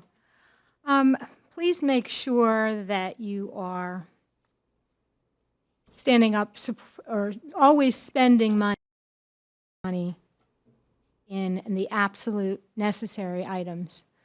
And the amphitheater, if it's such a good idea, then in this community and people want it so much, why isn't a private company working on this? I think that road, Westertown, is going to be very dangerous. Again, I went up the hill past the park, and I was driving very slow, cautiously, and I almost got hit by a pickup truck coming down the one curve. So have we done a traffic study on that? I'm sure we'll hear a lot about that further into this meeting, but I wanted to make sure that some of these things were answered at that time. I would like to also know, what is our return on this as taxpayers? What are we getting from this? Because we're going to have continued costs on the amphitheater, and more traffic and noise for the people that live out there, and more traffic for the community. And are people going to really use this facility or this amphitheater? And if there are going to be 3,000 to 5,000 people coming into this area for any shows, 20 shows, up to 20 shows, That's a lot of more people coming here.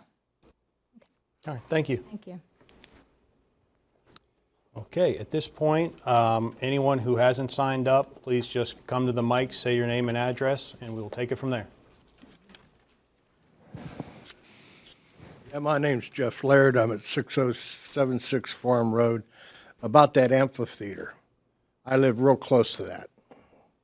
Now, they have days when they have a lot of people there at baseball games, soccer games.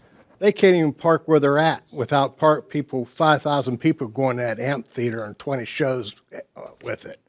I don't even know what the heck they're going to do with all those people in cars. Plus, I moved out there for peace. I didn't want to hear a bunch of bands banging around down there. So, I don't know what you people are going to do about the parking. It's they can't even keep the people in the park now where they're at. They're parking on the grass everywhere they can. They're parking down dog park and walking up. So, might think twice about building that place. Thank you, sir. Thank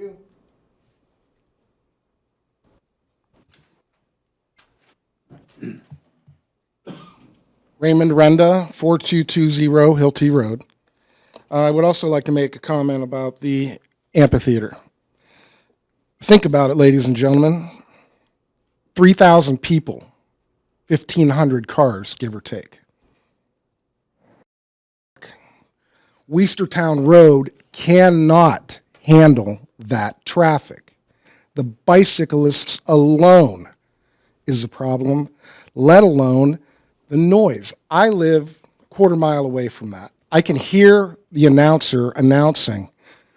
Like a lot of these people, I live there because it's quiet. The wild, I saw 31 deer on the way home the other day, just on Westertown Road to my house on Hilty. Okay, 31. 1,500 cars. Do the math. Okay, I'm not talking down to you guys. I'm just using common sense.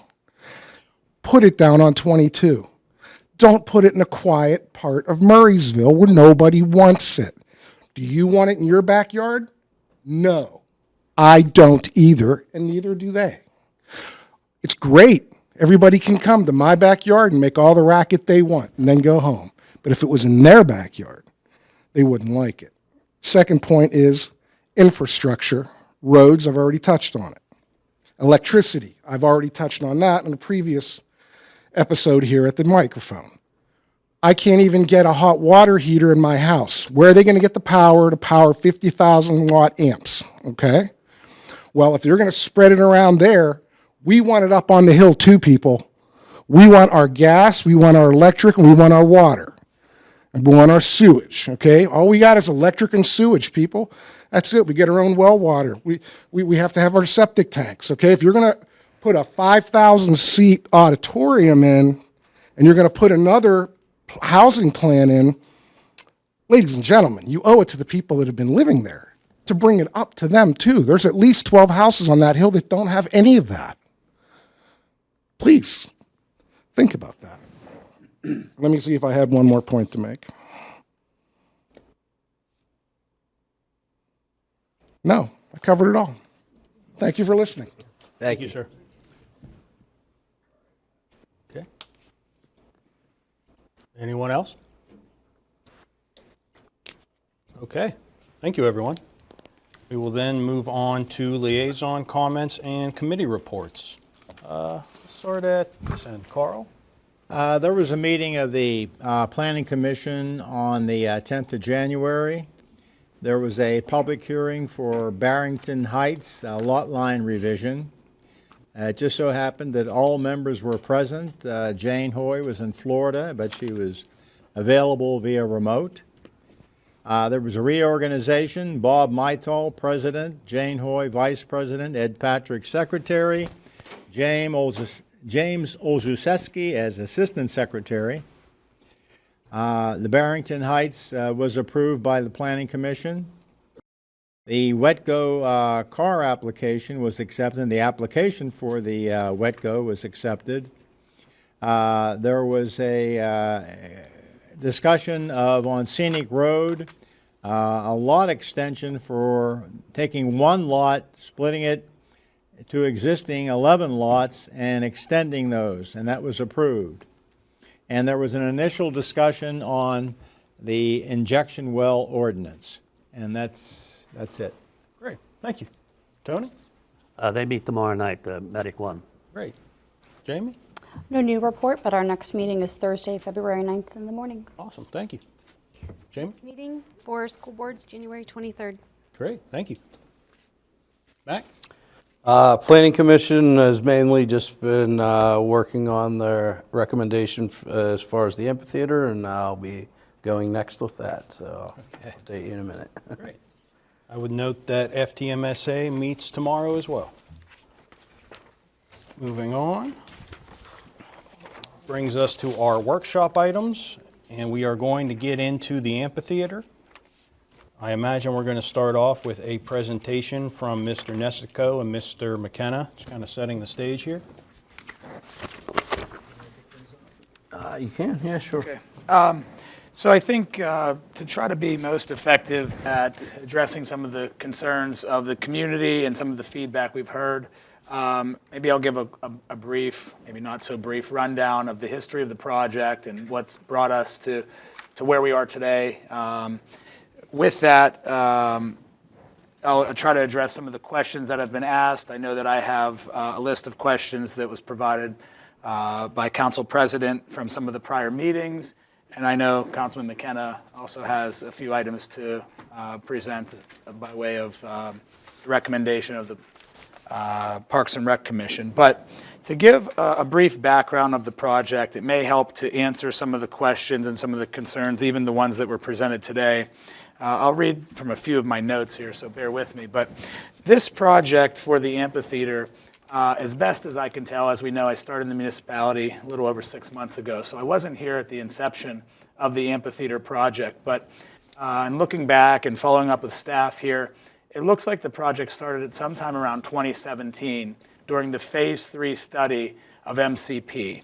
And at that time, the study consisted of looking at what would be some of the welcomed improvements to the park at that time from the community. A survey was conducted, and there was on that list was the amphitheater. Also on that list was the splash pad, sledding, playgrounds, sports field lighting. Some of these items have been completed. As you know, the splash pad and the playground have been. Others are in consideration, like the amphitheater. At the time, the amphitheater was one of the items that was recommended by the community in the survey, and initially it was going to be placed at the location where the current splash pad is. And that will become relevant when we start to look at why the costs of the project increased so much from its initial inception. We've heard figures from $600,000, $700,000, $800,000 to now where we hear 1.5, 1.6, 1.8 million. The project changed quite a bit in scope from 2017 to current. At the time, the project was discussed under the heading of bringing arts to the park. And they provided a synopsis in that Phase 3 study that talked about it was more than just a location for bands to play. They wanted the amphitheater to become a hub for arts in the park. From craft shows to movies in the park, they wanted to become a gathering spot for different organizations to showcase the passive part of Murraysville and the surrounding community. The amphitheater at the time was designed to be elevated off grade and rotated to take advantage of the climbing hillside, and that was even at the initial location where the splash pad is currently situated. They wanted to be able to provide viewers the ability to sit on the hillside and enjoy the show under the stars. In addition, the amphitheater was designed with a rear loading area and lots to allow for efficient loading and access for anybody that's using the facility there. They wanted it to become, at that time, a centerpiece for the park, as it would provide music and a hotspot for community events. Now, as we know, the current location where the amphitheater is being installed is off of Westertown Road in a different location in the park. And that is, again, some of the reason why the cost has increased substantially from 2017. In 2017, the municipality borrowed $5 million in funding. They floated a bond at that time, I think refinancing a prior issue. And when they did do that, they allocated $1 million to MCP. Of that, as best I can tell through the meeting minutes and conversations with staff, anywhere between $300,000 to $600,000 was set to be allocated toward the amphitheater itself. Even using that low number, the 300,000 figure, that was the initial amount that staff utilized when going out to try to secure a grant to assist with the project. So at that time, or I should say in 2019, through the capital improvement plan, the municipality began planning for this project. Council had approved the go-ahead to begin the development of this part of MCP and looking into the amphitheater itself. That's when the municipality applied for and received the $323,000 grant. So that was in 2019. They used that initial source of funding, the bond issuance, to help as the offset for the funding contribution, the match that was required in that grant.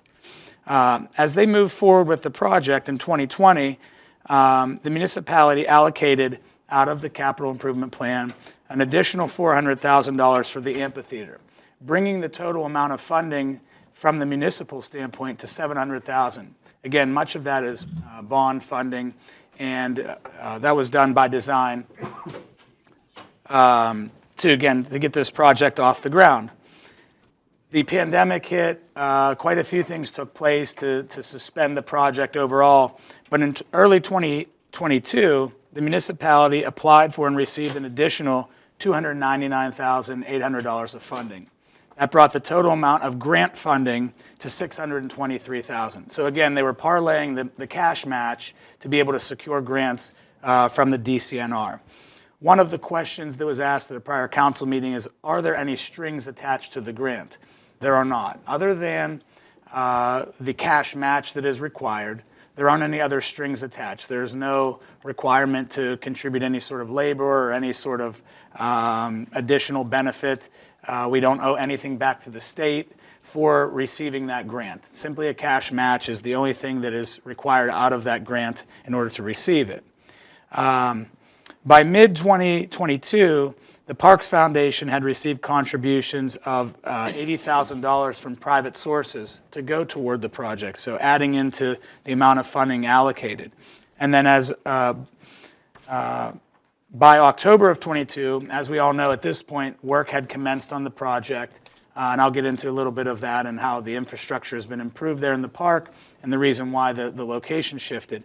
But as of October 2022, the municipality has completed at least $215,000 worth of in-kind services on the project. So from 2017 to 22, over a 5-year period, the municipality planned and continued to build out the concept of the project and also the funding for the project, and began working on the project piece by piece, putting it together as desired, I guess, by the community and prior council.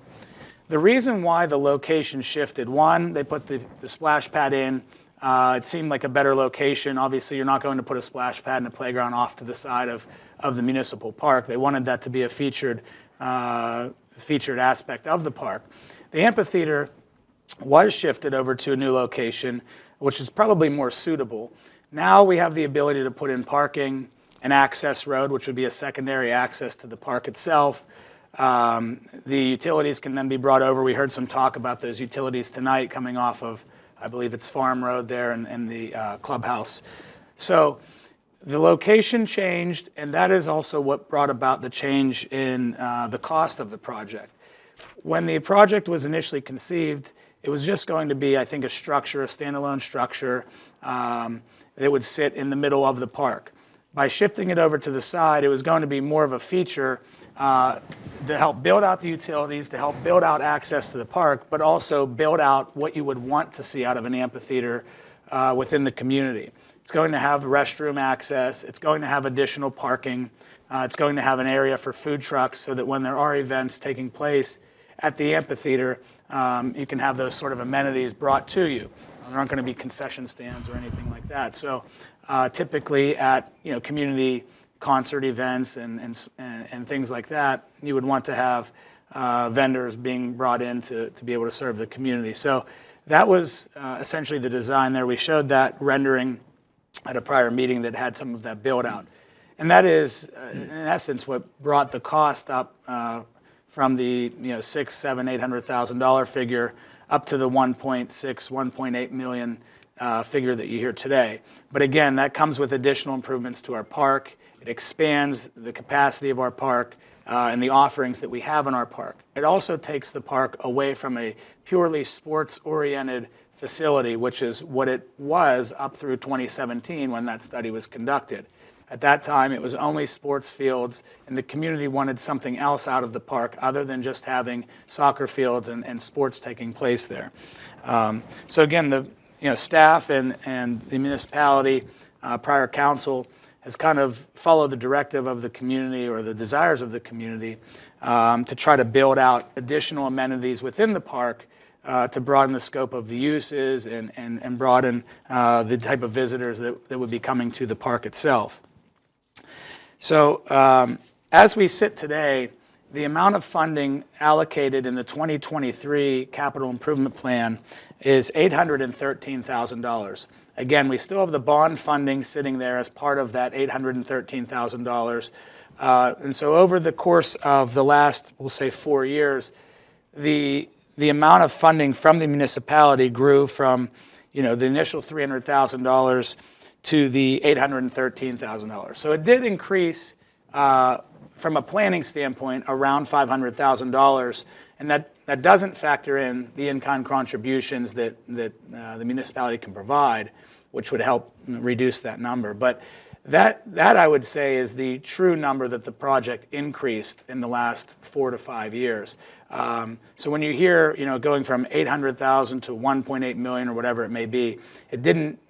Our funding and the amount that the municipality is planning for only increased $500,000 over that time period. But again, that incorporates a bigger build out and more utilities and amenities within the park itself. So it's an overall investment to the park, not just to a single amphitheater facility. Some of the other questions that were asked at prior council meetings were about the programming. What type of shows or who would book the acts that take place there at the amphitheater? At the outset, the Recreation Board would do much of the programming at the facility. No different than the Tuesdays at Townsend. I think the municipality envisions kind of bringing that event, the Tuesdays at Townsend event, and shifting it over to the amphitheater facility. I think right now there's somewhere between 8 to 10 events per summer. I could be wrong with that. I think that's about the range that they're in. But they're not holding a wide variety of Tuesday at Townsend events. It's rather limited. With that, there's also the potential for private rentals. But certainly, any private rental that would take place would be at the discretion of the municipality. No different than a private rental of the clubhouse or the community center or any other public facility that we have here. An application would have to be submitted, and certainly we would have the ability to review that and determine whether it fits with the intended use of the facility. So that's how the programming would be conducted, at least at the outset. It would be mostly provided by the Recreation Board. We envision it's the likely type of events that would be there outside of the Tuesday at Townsend type concert series would be daycare graduations, maybe the school doing a chorus concert, things like that. Certainly, as I read earlier, arts in the park, if there are any crafters or vendors that want to put on any sort of display or exhibition, those are the type of events that we envision at the outset. I can assure you that we do not envision concerts of 3,000 to 5,000 people. And as a comparison, the Greensburg Summer Concert Series, I think it's Summer Sounds, if I'm not mistaken, is a pretty large event in the city of Greensburg. Their average attendance, as we looked it up for the summer, was around 2,600 people per event. And that's a very large event. That's an event that takes place throughout the summer. They have a board of 9 individuals that run the Summer Concert Series. They have over 70 plus sponsors to conduct those events. They have 50 plus volunteers listed on their website that contribute to those events, 22 donors that help offset some of the costs of bringing in the bigger acts that they do bring in, and a staff of 20 people that help conduct those events on top of the volunteers. So we are certainly not at that stage for our amphitheater.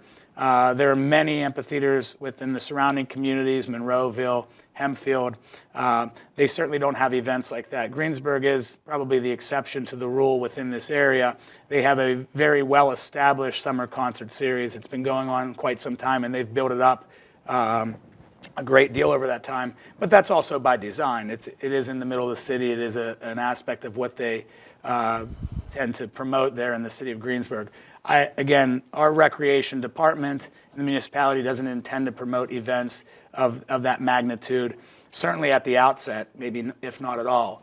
The events that would take place there would probably be more in the range of a few hundred visitors. That the parking can handle that type of an event, trying to draw the community out, build some semblance, a sense of community within the folks that would attend those type of events.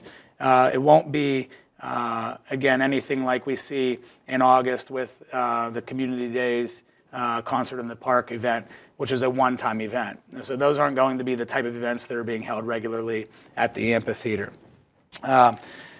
Going along with that, there were questions about like, how security would work. Certainly we don't see the need for security or things like that with a smaller concert event. Again, we don't have security at Tuesday at Townsend.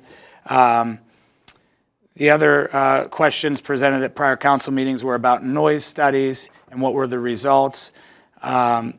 We haven't had any noise studies. Of course, that's something that could be considered down the road.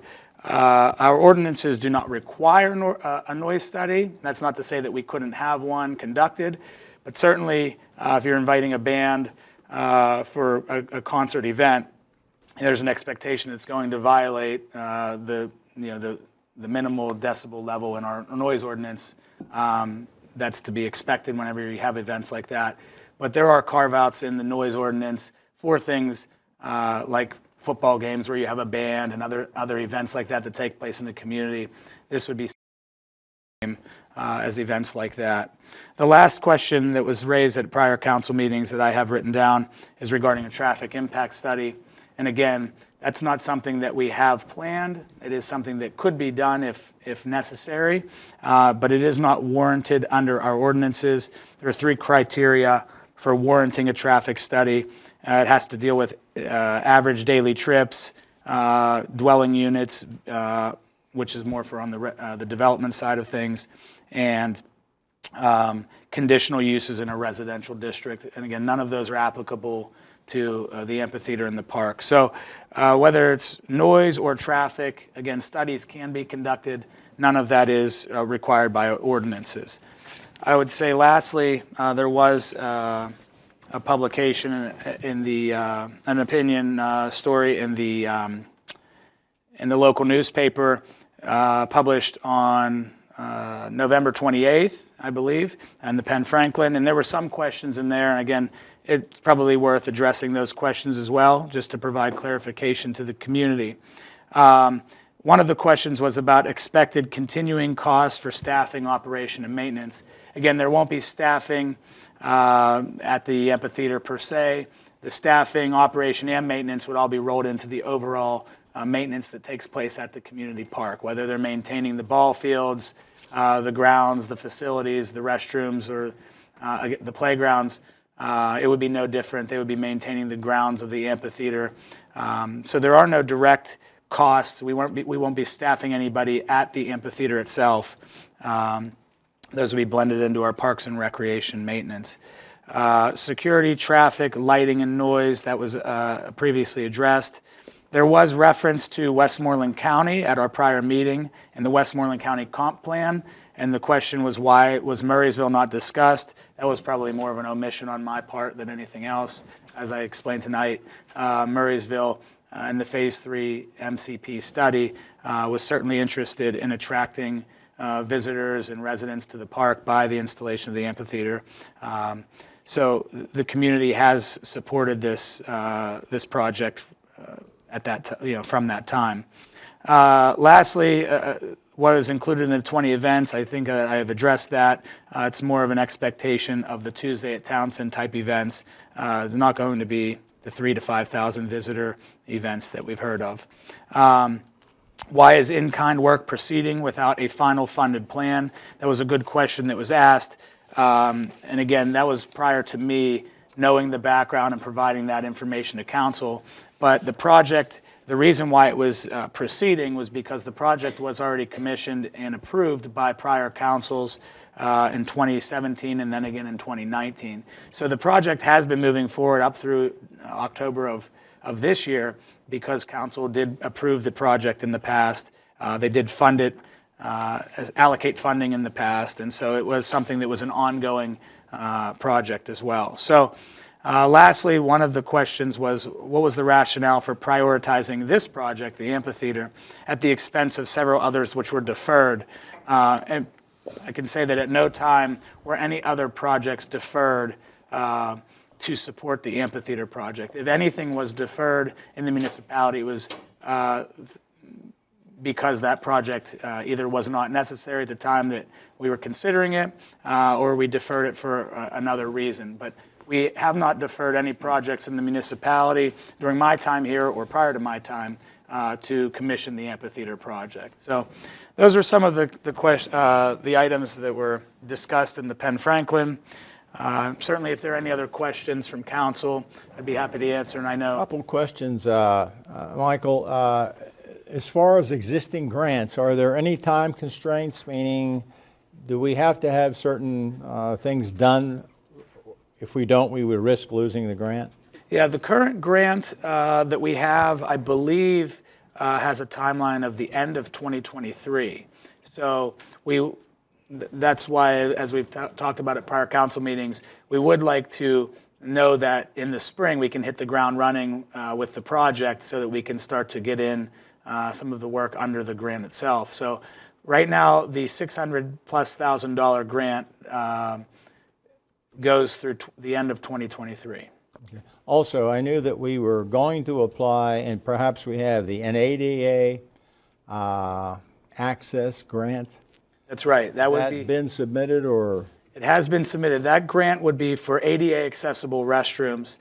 We did submit for that grant. I don't believe we've heard feedback yet on whether that would be awarded. But as this project has gone since 2017, we're continuing to try to piece together ways to finance it, offset our own costs, and reduce our own spending, and we'll continue to do that.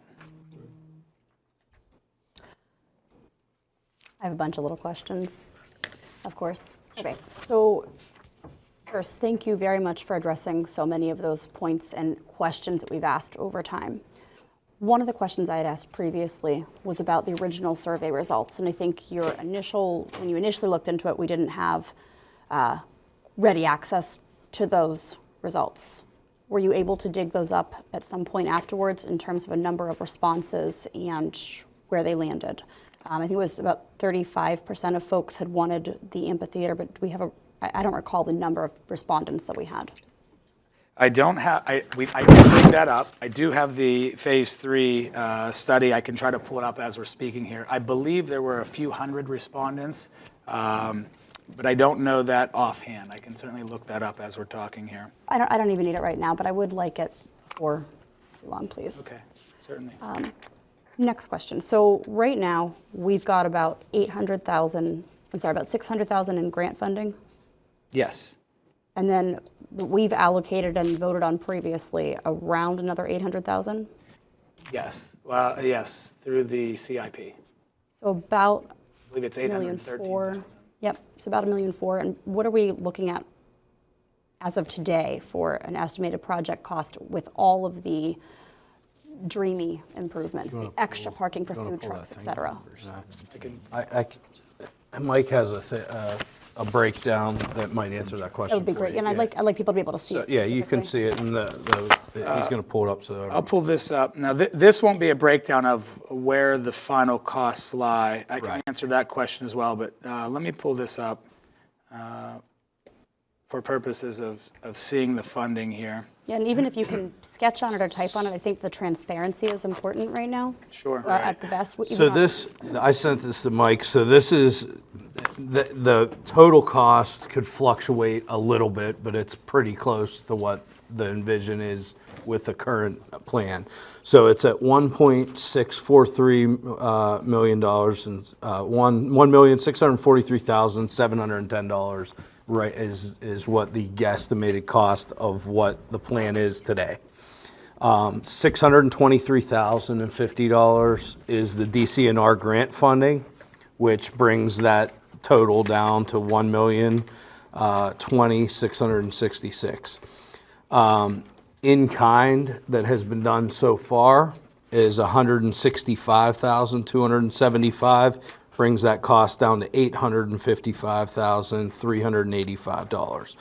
We have there's $600,000 that was allocated from the bond when the refinancing was done at MCP, and of that $1 million, $600,000 of it was for the amphitheater part of that plan.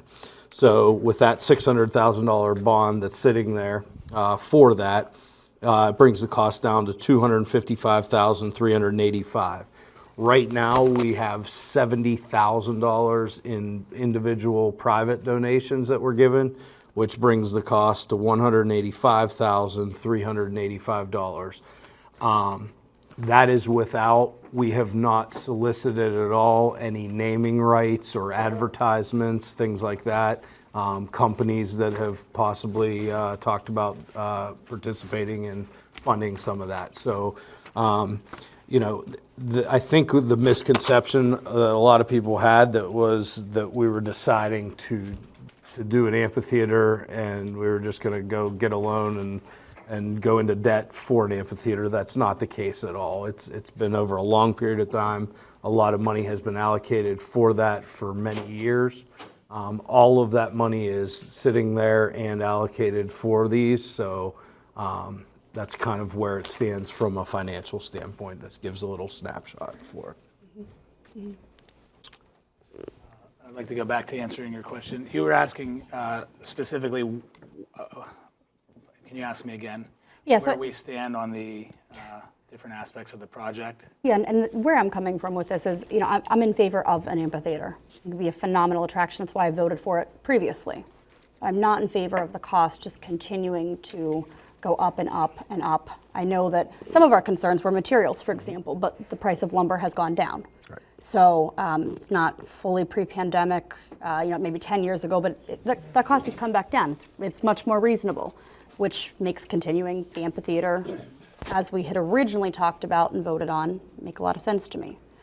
But we did start talking about adding on extra amenities. For example, parking for food trucks. We already have parking for food trucks a little further down. Talking about additional parking, and I think that's fantastic too, because at some point, we'd like to make sure that folks don't have to walk as far or have golf carts, but we've done that in the past. I guess where I'm going with this mentally is looking at the idea of there being some sort of a cap here. We would say, hang on, maybe we don't need all of that right now. Maybe some of that could get pushed out, like additional parking. We do fine with porta potties at the dog park. I'm not saying we really want porta potties all around up there, but with this extra $185,000, it's always just a little bit extra, a little bit extra, a little bit extra, and I think there needs to be a cap somewhere. I'm wondering, of the additional costs that we've seen, is there something, or what is that breakdown? Because I'd like council to consider if there is something that can hold off longer, so we may not need that extra $185,000 right now, and/or I'd like us to look at there being a potential cap, because I think we'd all say $5 million is too much. We'd all say $3 million is too much. But at what point I would like there to be a cap where we say, we understand inflation, we understand the cost of labor goes up, but there needs to be a stop somewhere. And I'd like to talk about those two things. And so again, if something that has been added can hold off for the future, we don't need extra food truck parking right now. If I'm walking down to the food trucks, then I feel a little less guilty about buying the food at the food trucks, and I can walk back up to the amphitheater.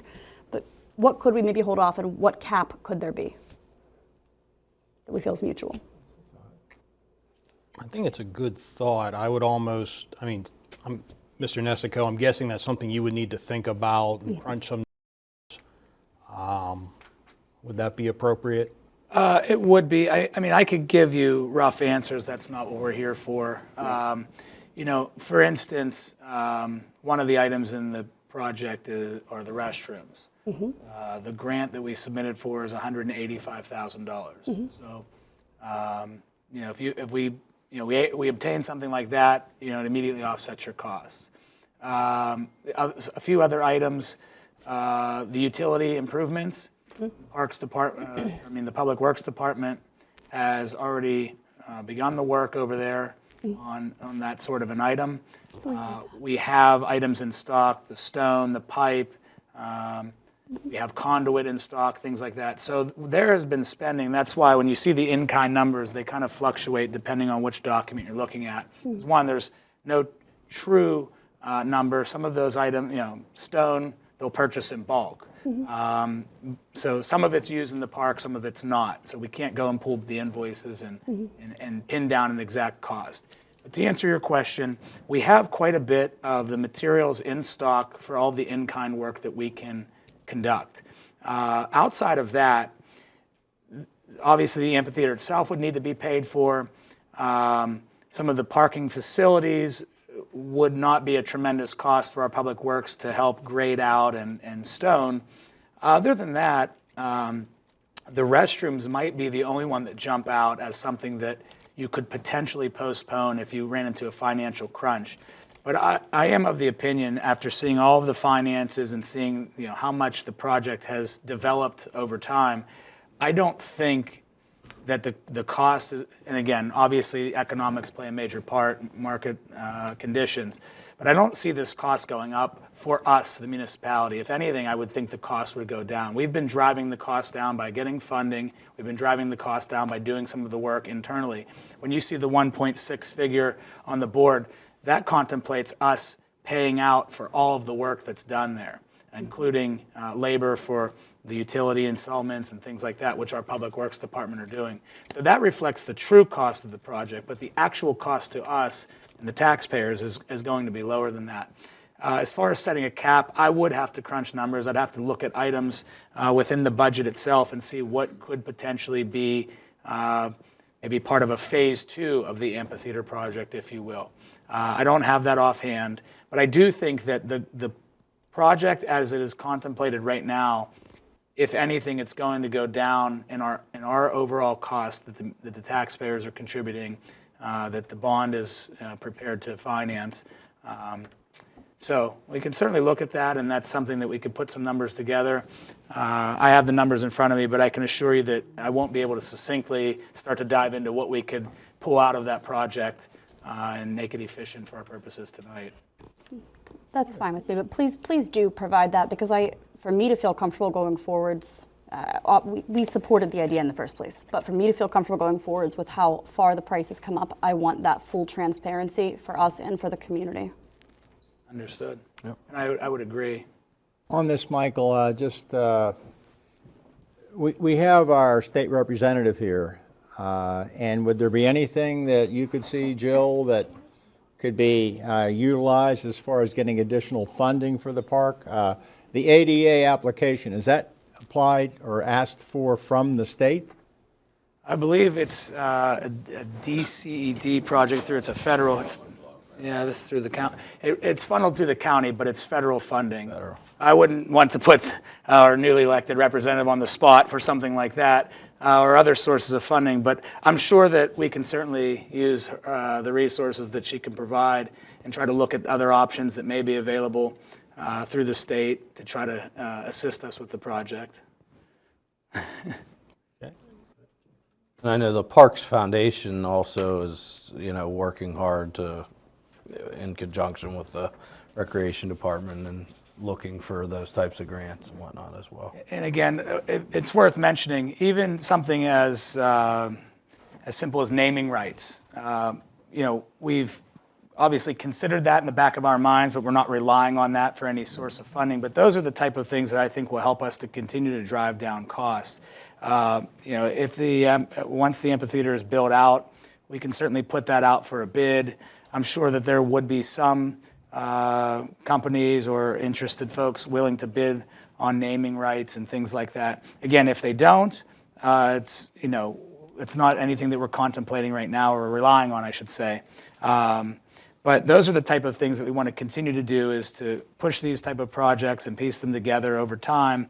And staff has done a great job prior to my time in working to drive down costs, working to build out the project and piece things together, using the various opportunities as they come about to get funding or to get additional contributions. And we're going to continue to do that same, which is why I have confidence that the numbers you see will actually be lower in the end when it all is said and done. So again, I'm not trying to continue to sell the project as much as just try to reassure the community that we're not looking at this arbitrarily, and we're not looking at this hastily and trying to push to spend taxpayer dollars or bond funding for a project that we don't have faith in.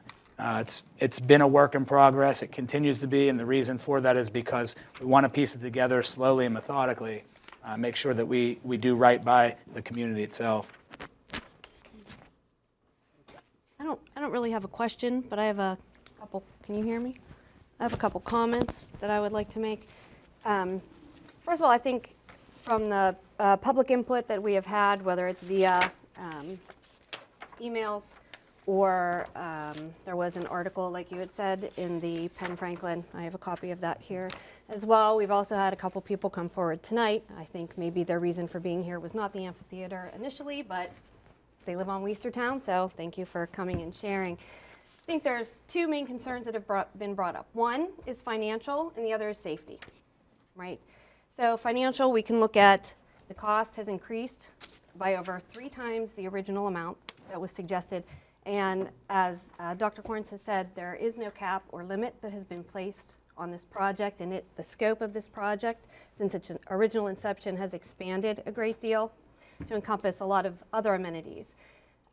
There's also, other than the possibility of renting, and I know you had said, we would, private rentals, and we would talk about that, but I think there's some First Amendment laws that would come into play there. There's really no ROI on the investment. The location, being at MCP, it's not really in a location that benefits any of our businesses here in Murraysville. That somebody wants to come and watch a concert, they can go eat at a local restaurant either before or after. Then I'm trying not to take up too much time. Then on to safety, you had covered the police presence. I had thought that ordinance would cover a traffic study, but you told me it does not. I still think it would behoove council, especially in light of the comments that were made tonight about the bicyclists and the runners on that road, to do a traffic survey. How that's to be done in January, I don't see. I think it does need to be done when the park is in a full use, or some other time. The other thing I wanted to talk about was that original survey that was done in 2017. I do have the results here. The spray park was 46, the sports field lighting was 34, the sledding and tubing area was 49, the playgrounds were 43, restrooms were 41, and the amphitheater was 36, and I'm rounding up to the next highest percentage.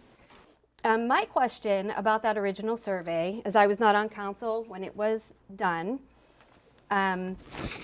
is what the sample size was. I think you had said it was several hundred, but more importantly, was that a completely randomized study? Did that N come from a demographic that really encompassed all of Murraysville? So for example, when you do a survey and the results come back, you don't want just the results, you want to look at the people that responded to it. So what was the age group of those people that responded? How long have they been living in Murraysville? How much money did they make? How much was their house worth? And how many kids or grandkids do they have? And how long are they planning on staying in residence here? I think those things all need to be incorporated into the results when you're looking at a survey. And we don't have any of that information. For me, as coming on and not being part of that, I would have liked to have seen all of that information to know whether this truly is something that the community really desires. And quite honestly, I'm not convinced of that. And that survey was done 6 years ago, and it was able to be accomplished. So I'm not really sure why we couldn't do another survey and have it be unbiased somehow. The other question I had about the survey, and I'm not sure if you can find this answer for me, was there anything on that survey that had asked for no amenities, no more additional amenities to the park be considered? And was the cost of each of these amenities, either in dollars or millage, put on that survey so the public would know exactly how much of their tax dollars was going to be put toward that? Then my other question is, or not question, really comment, we had a speaker, the same one that wrote the open letter to council in the Penn Franklin, that said he was the president of council at the time of the inception of MCP, and that there were promises made to those landowners that lived around that park that there would not be lighting, and the only noise would be from the cheering of the crowds. And I understand as new councils come on that those dynamics can change, but me, as a citizen, if I made a promise by a governmental body, I would hope that they would continue to uphold that promise for forever. Because if I'm investing my life savings in a property because I want it to be quiet and dark, I would be pretty upset if that came into my neighborhood. So I think, you know, we owe those landowners around that park, we owe them to keep our promise. And what else? I think I had one more thing. Yeah, and, oh, I knew what I was going to say. So, I mean, we're having the discussion tonight, but I would really like it if at some point this could be put into some kind of singular comprehensive plan that could be put up on the website so that it's open to everybody in the community, or even some forum for them to, you know, contact, you know, an appropriate contact. Just so, like Dr. Horns was saying, there's a really clear transparency here, and I think, you know, as I am not convinced that this is really something that I think some people are kind of apathetic. They don't care either way. But I have had one email for the amphitheater. We've had one speaker here for the amphitheater. But there's been over a dozen people that have come here saying no. So, I mean, if we could look at that as kind of like a survey, people that care enough to come out, the proportion of people that are against way outweigh the proportion of people that are for. So I just wanted to put those comments out there for consideration by council for when we do vote. Absolutely. Thank you. Thanks for your time. Okay. With that being said, is there any other questions, comments, concerns from council about the amphitheater before we move on into the rest of the agenda? I have the Parks and Recreation recommendation that they wanted me to read for absolutely. it, so Yeah. I'll do that. You know, my thoughts, I've been a part of the Parks and Recreation Committee, so I've seen the work and that the Recreation Department has put in, and the Parks and Recreation Committee has put their input into this, and you know, it's been very transparent, and I think it's been very thought through on, you know, what amenities needed to be there and what folks are looking for. When we were out in the local community park, or the local parks, the neighborhood parks, we were doing surveys to see what people wanted in those parks. One of the things we asked, obviously, too, was, you know, what are the thoughts on this? You know, overwhelmingly, we did get a lot of feedback, you know, for the amphitheater, that it would benefit the community at the community park. I think there's been a lot of misconceptions on, you know, you hear the 3,000 to 5,000 people. I mean, what people are talking about is it's going to be more hundreds of people is the size of where the amphitheater is and the seating for it and the area. Now, is there a hillside? If you brought in 3,000 people, would they fit? Sure, if they were all standing side by side on the whole way up to the woods, I'm sure they could. But it's more, we're not putting in seating for 3,000 people at all. It's just going to be the grass hillside that is there. People can lay their blankets out however far away you want to be, you know, from the area. So, you know, I think that Michael had said with the recreation department, you know, a lot of the programming is going to be done through the community recreation department, and the ones that aren't are, you know, they have to apply through there what the event is, how many people. So, you know, from a security and safety standpoint, all of that's looked at the same as it would be for the community center or the clubhouse and things like that. So, I'm absolutely for the full transparency of the financial side of things. I think if you look at it, I don't know, and I'm willing to vote, to do a vote of some sort if that's what's wanted. I don't see this as even a voting item because this has been looked at from the inception of the project. It has been approved by multiple councils, different aspects of it. It has been approved. It's been looked at by multiple Parks and Recreation committees that have been made up of different people. It's gone through 2 chief administrators. So, it's hard to just say yes or no vote on the project. I feel like that's not really what we're at. It's more of let's do the responsible thing and spend the financing the way it should be spent. And I agree, if there's things we can shave off or grants that we can get and whatnot, I think that needs to be done. But, I don't see it as is this project go forward or not go forward as a vote. I don't know, but if that's what the majority wants to do, I'm fine with that. But I think, it's been so many phases of it. It's kind of leading up to, we just really haven't broke ground. And I think COVID had a lot to do with that as well. So those are just my thoughts on it. Personally as the council. So I have a statement from the Parks and Recreation Committee.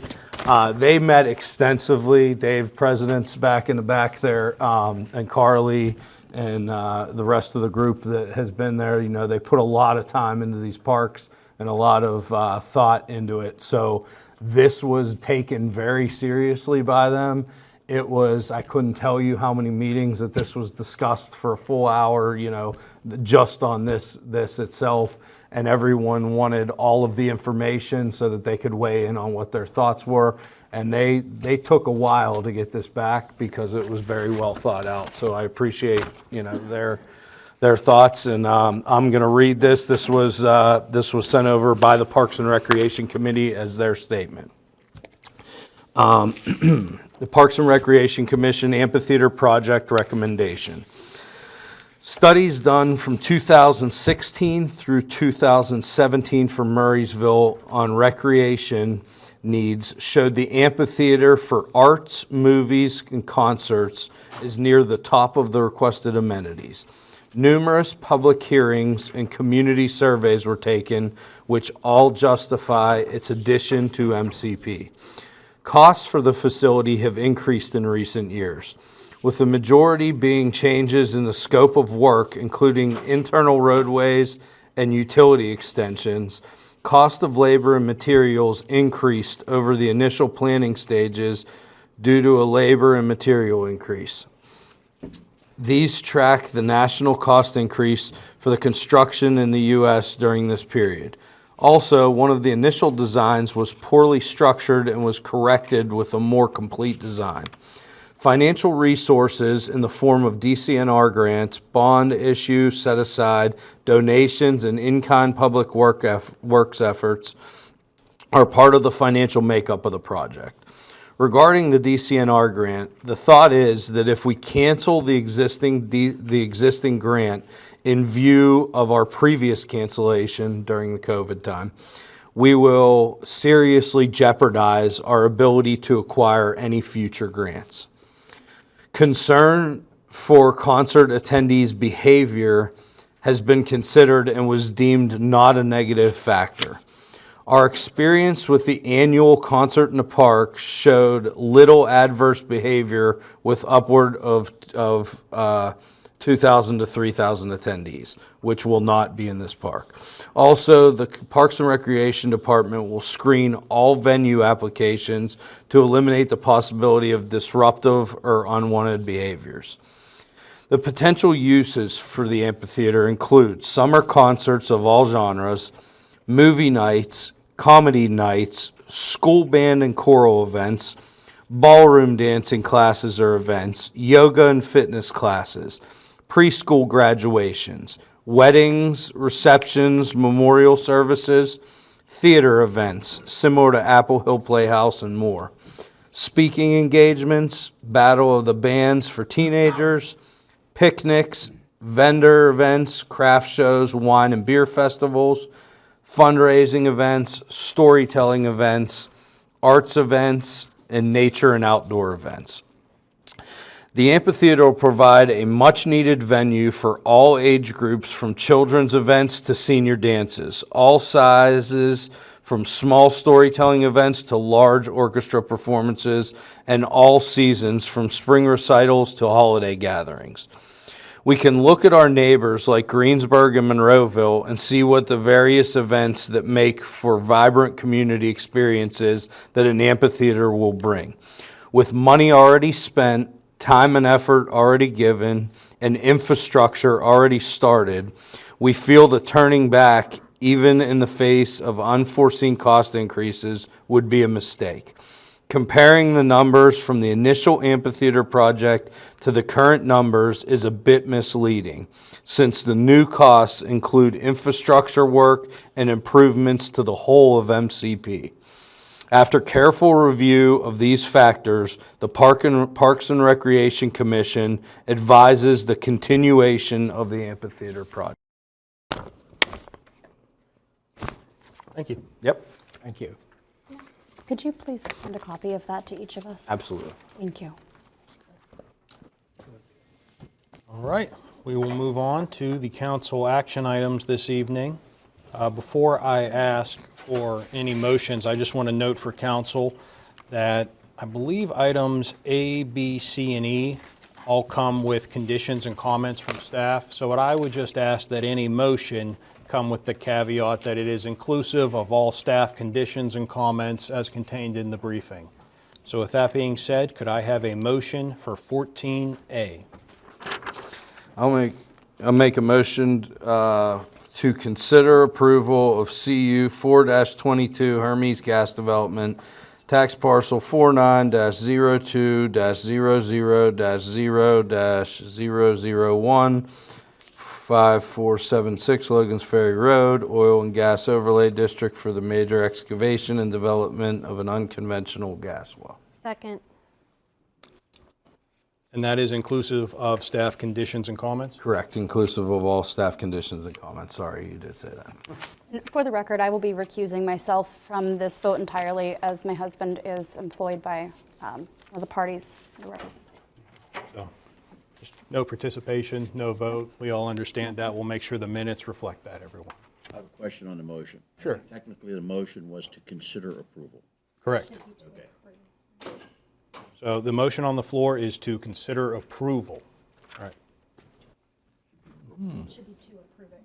We're not voting to consider it. We're voting to approve it, and then we say yes or no, we did or didn't approve it. That is correct, Dr. Yeah. I know you have. Yeah. Have an amendment to the motion? Took a whole new solicitor to get us. The English is a little off, but I think it's okay. We're voting yea or nay. Everyone understands. Thanks, Wes. Okay, with that being said, Mr. Nestico, do we want to? I would only, before going any further, I do know that we received an email of an interested citizen that wanted to be able to speak on the item, but was not able to be here and did submit a letter. I don't know if you want to include that in the... Yeah, we did receive an email from a Miss Barbara Sims. We'll just make sure that that email is included for the minutes this evening. She said she couldn't speak at the last meeting. I will just generally say that she is in opposition to the Hermes well pad. Okay. So, comments, concerns from anyone? No. No. Okay, so just for the record, the motion is to approve. The motion is to... CU-4-22 Hermes Gas Well Development Tax Parcel 49-02-000001 at 5476 Logan's Ferry Road, Oil and Gas Overlay District for the major excavation and development of an unconventional gas well with the conditions as placed on the approval by the municipality administrative staff. That is correct. And that has been seconded. Yep. So that's what is being voted on. Correct. Yeah. Mr. Sittig, anything to add? Just wanted to bring to council's attention a couple of matters that happened since the close of the public hearing before tonight. I received a letter from Tim Fitchett, who's representing Protect PT, and Mr. Fitchett, for reasons he enunciated in his letter, requested a reopening of the hearing.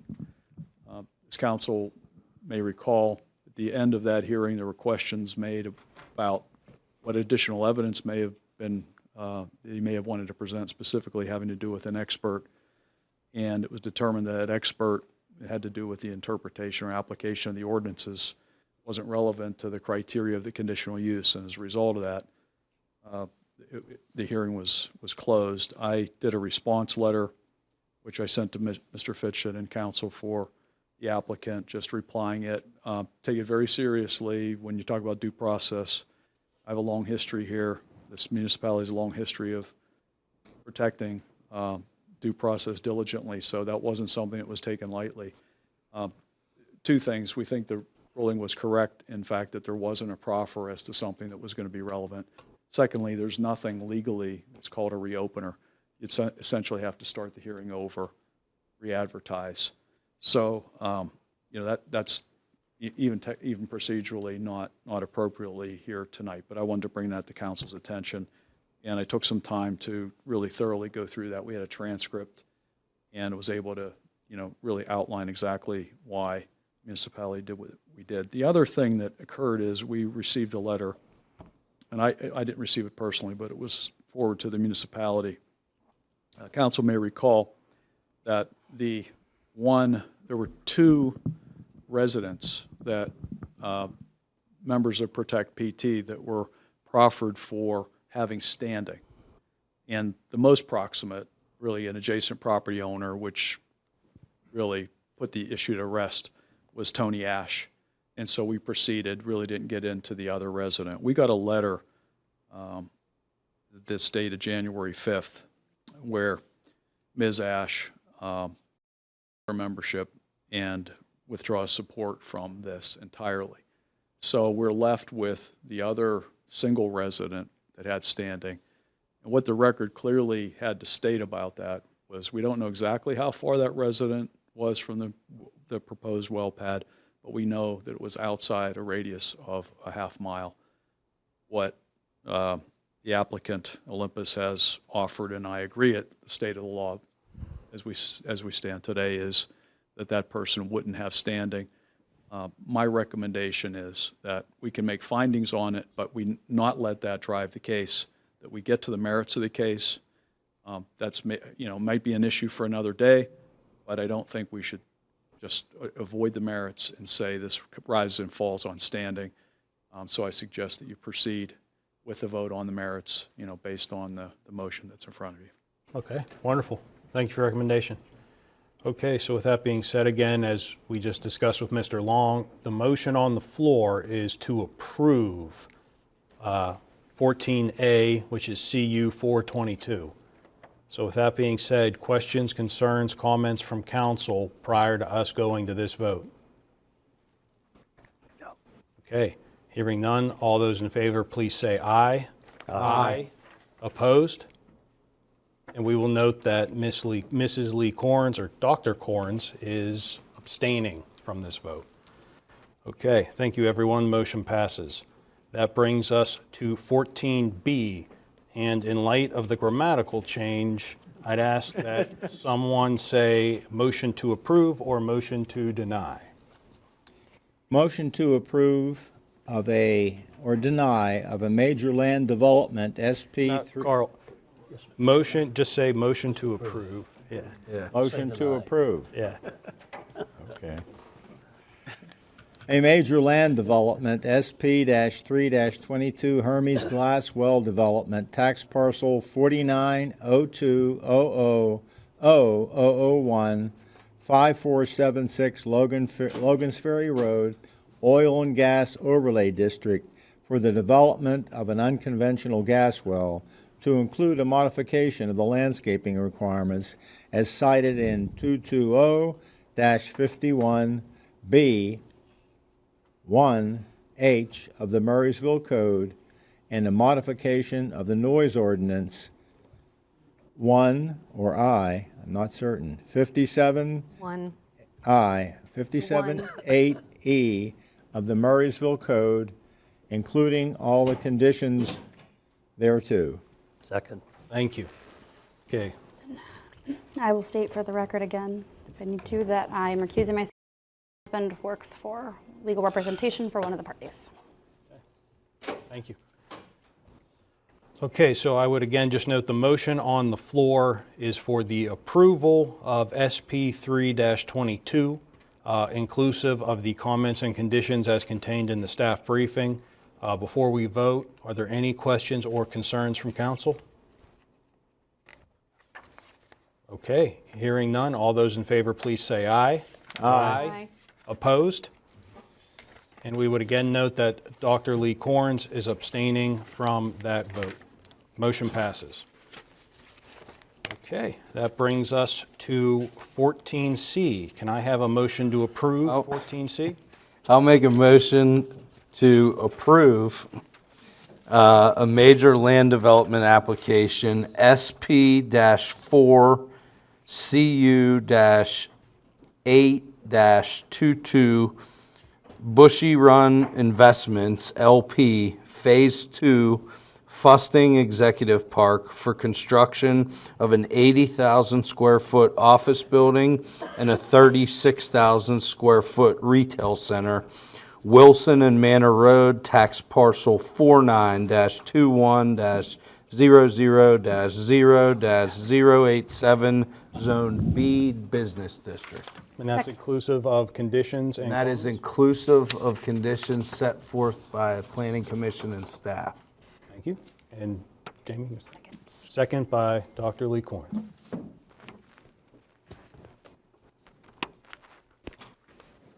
Okay. Anything from staff? Anything? on the Yes, I vote? would just like to note, staff had an opportunity to meet with Mr. Fusting and his design team, and I'll note that based on the conversations that we had at the prior meeting concerning the left-hand turning lane on Wilson, that the applicant, as part of the conditions, would agree to provide a right-of-way in an area to suffice the turn being put in at a future time based on a traffic consultant review of that, and that during each phase of development beyond Phase 2, that there would be a traffic study done to determine whether that left-hand turn lane would be required or not. And that the road improvements would meet Chapter 97 of the Municipal Code, and that the design of the building would have to meet the appropriate section. I think I was here for this one previous. Okay. No, they usually Can I ask a question about Absolutely. that then? So you're saying second phase of development to do a new traffic study? So is that after what % occupancy do you think that would be? The plan was originally laid out, I believe, in 4 phases, 5 phases, 4 phases, 4 phases. So the master plan was approved. Phase 1 was approved, which is the townhouses across the street. This is approval of Phase 2. The traffic study in Phase 2 did not warrant the left-hand turning lane. We do not know whether Phase 3 will require and warrant the turning lane. So when when the applicant comes in for approval of Phase 3 of the project, a study will be done to determine whether the turn's warranted at that time. Yeah. Perfect. Thank you. That makes great sense. Thank you for clarifying. Okay. Further questions or concerns? All right. All those in favor, please say aye. Aye. Opposed? Abstentions? Okay. Motion passes. Thank you, everyone. That brings us to 14D. Can I have a motion, please? I'd like to consider the approval of resolution number 770-23, a resolution amending the Municipalities Act 537, sewers facility plan for the construction of a townhouse located on lot number 2, Pinecrest Drive. Second. Okay. Thank you, Tony and Jamie. Mr. Nestico, anything? I know this is clerical, just... Correct. Yeah, nothing additional to add to the item. Again, this is just an amendment we have to do to the 537 plan, nothing major. Questions or concerns from council? No. Okay, hearing none, all those in favor, please say aye. Aye. Opposed? Okay, thank you, everyone. That brings us to 14E. Can I have a motion, please? Consider approval of S1322, a proposed subdivision of one existing parcel to be subdivided 11 times and added to 11 existing parcels to extend the rear of the properties, tax parcel 49, 11000152, 5124 Scenic Road, R1 and R2 residential zoning. Is that inclusion in conditions with planning commission and staff? Thank Second. Okay, thank you. Mr. Nesico, Jim? Yes, this was not workshop with council. The applicant is here this evening to answer any questions. It's simply, there was a landlocked piece of property behind 10 neighbors, 11 neighbors? 11 neighbors, and that property was acquired. Their desire is to extend their rear property lines to essentially extend their lots. The reason it comes before council as a lot line revision is because of the number of lots involved. Pretty simple. Any questions, concerns from council? No. Okay, all those in favor, please say aye. Aye. Aye. Opposed? All right, motion passes. Thank you, everyone. All right, we have no old business. One item of new business, I just want to that Representative Jill Cooper is here this evening. She's been here for our whole meeting. Thank you. Is there anything, you want to come to the podium and say anything, not to put you on the spot? Okay, perfect. Thank you. Yeah. Thank you. You came to the longest one in a while, sorry. Should have asked. Yeah. With that being said, any other new business from anyone? I don't think so. Okay, nothing else outstanding, so one more motion, please. Motion to adjourn. All those in favor? Aye. Adjourn. Thanks, everybody. I don't know what happened.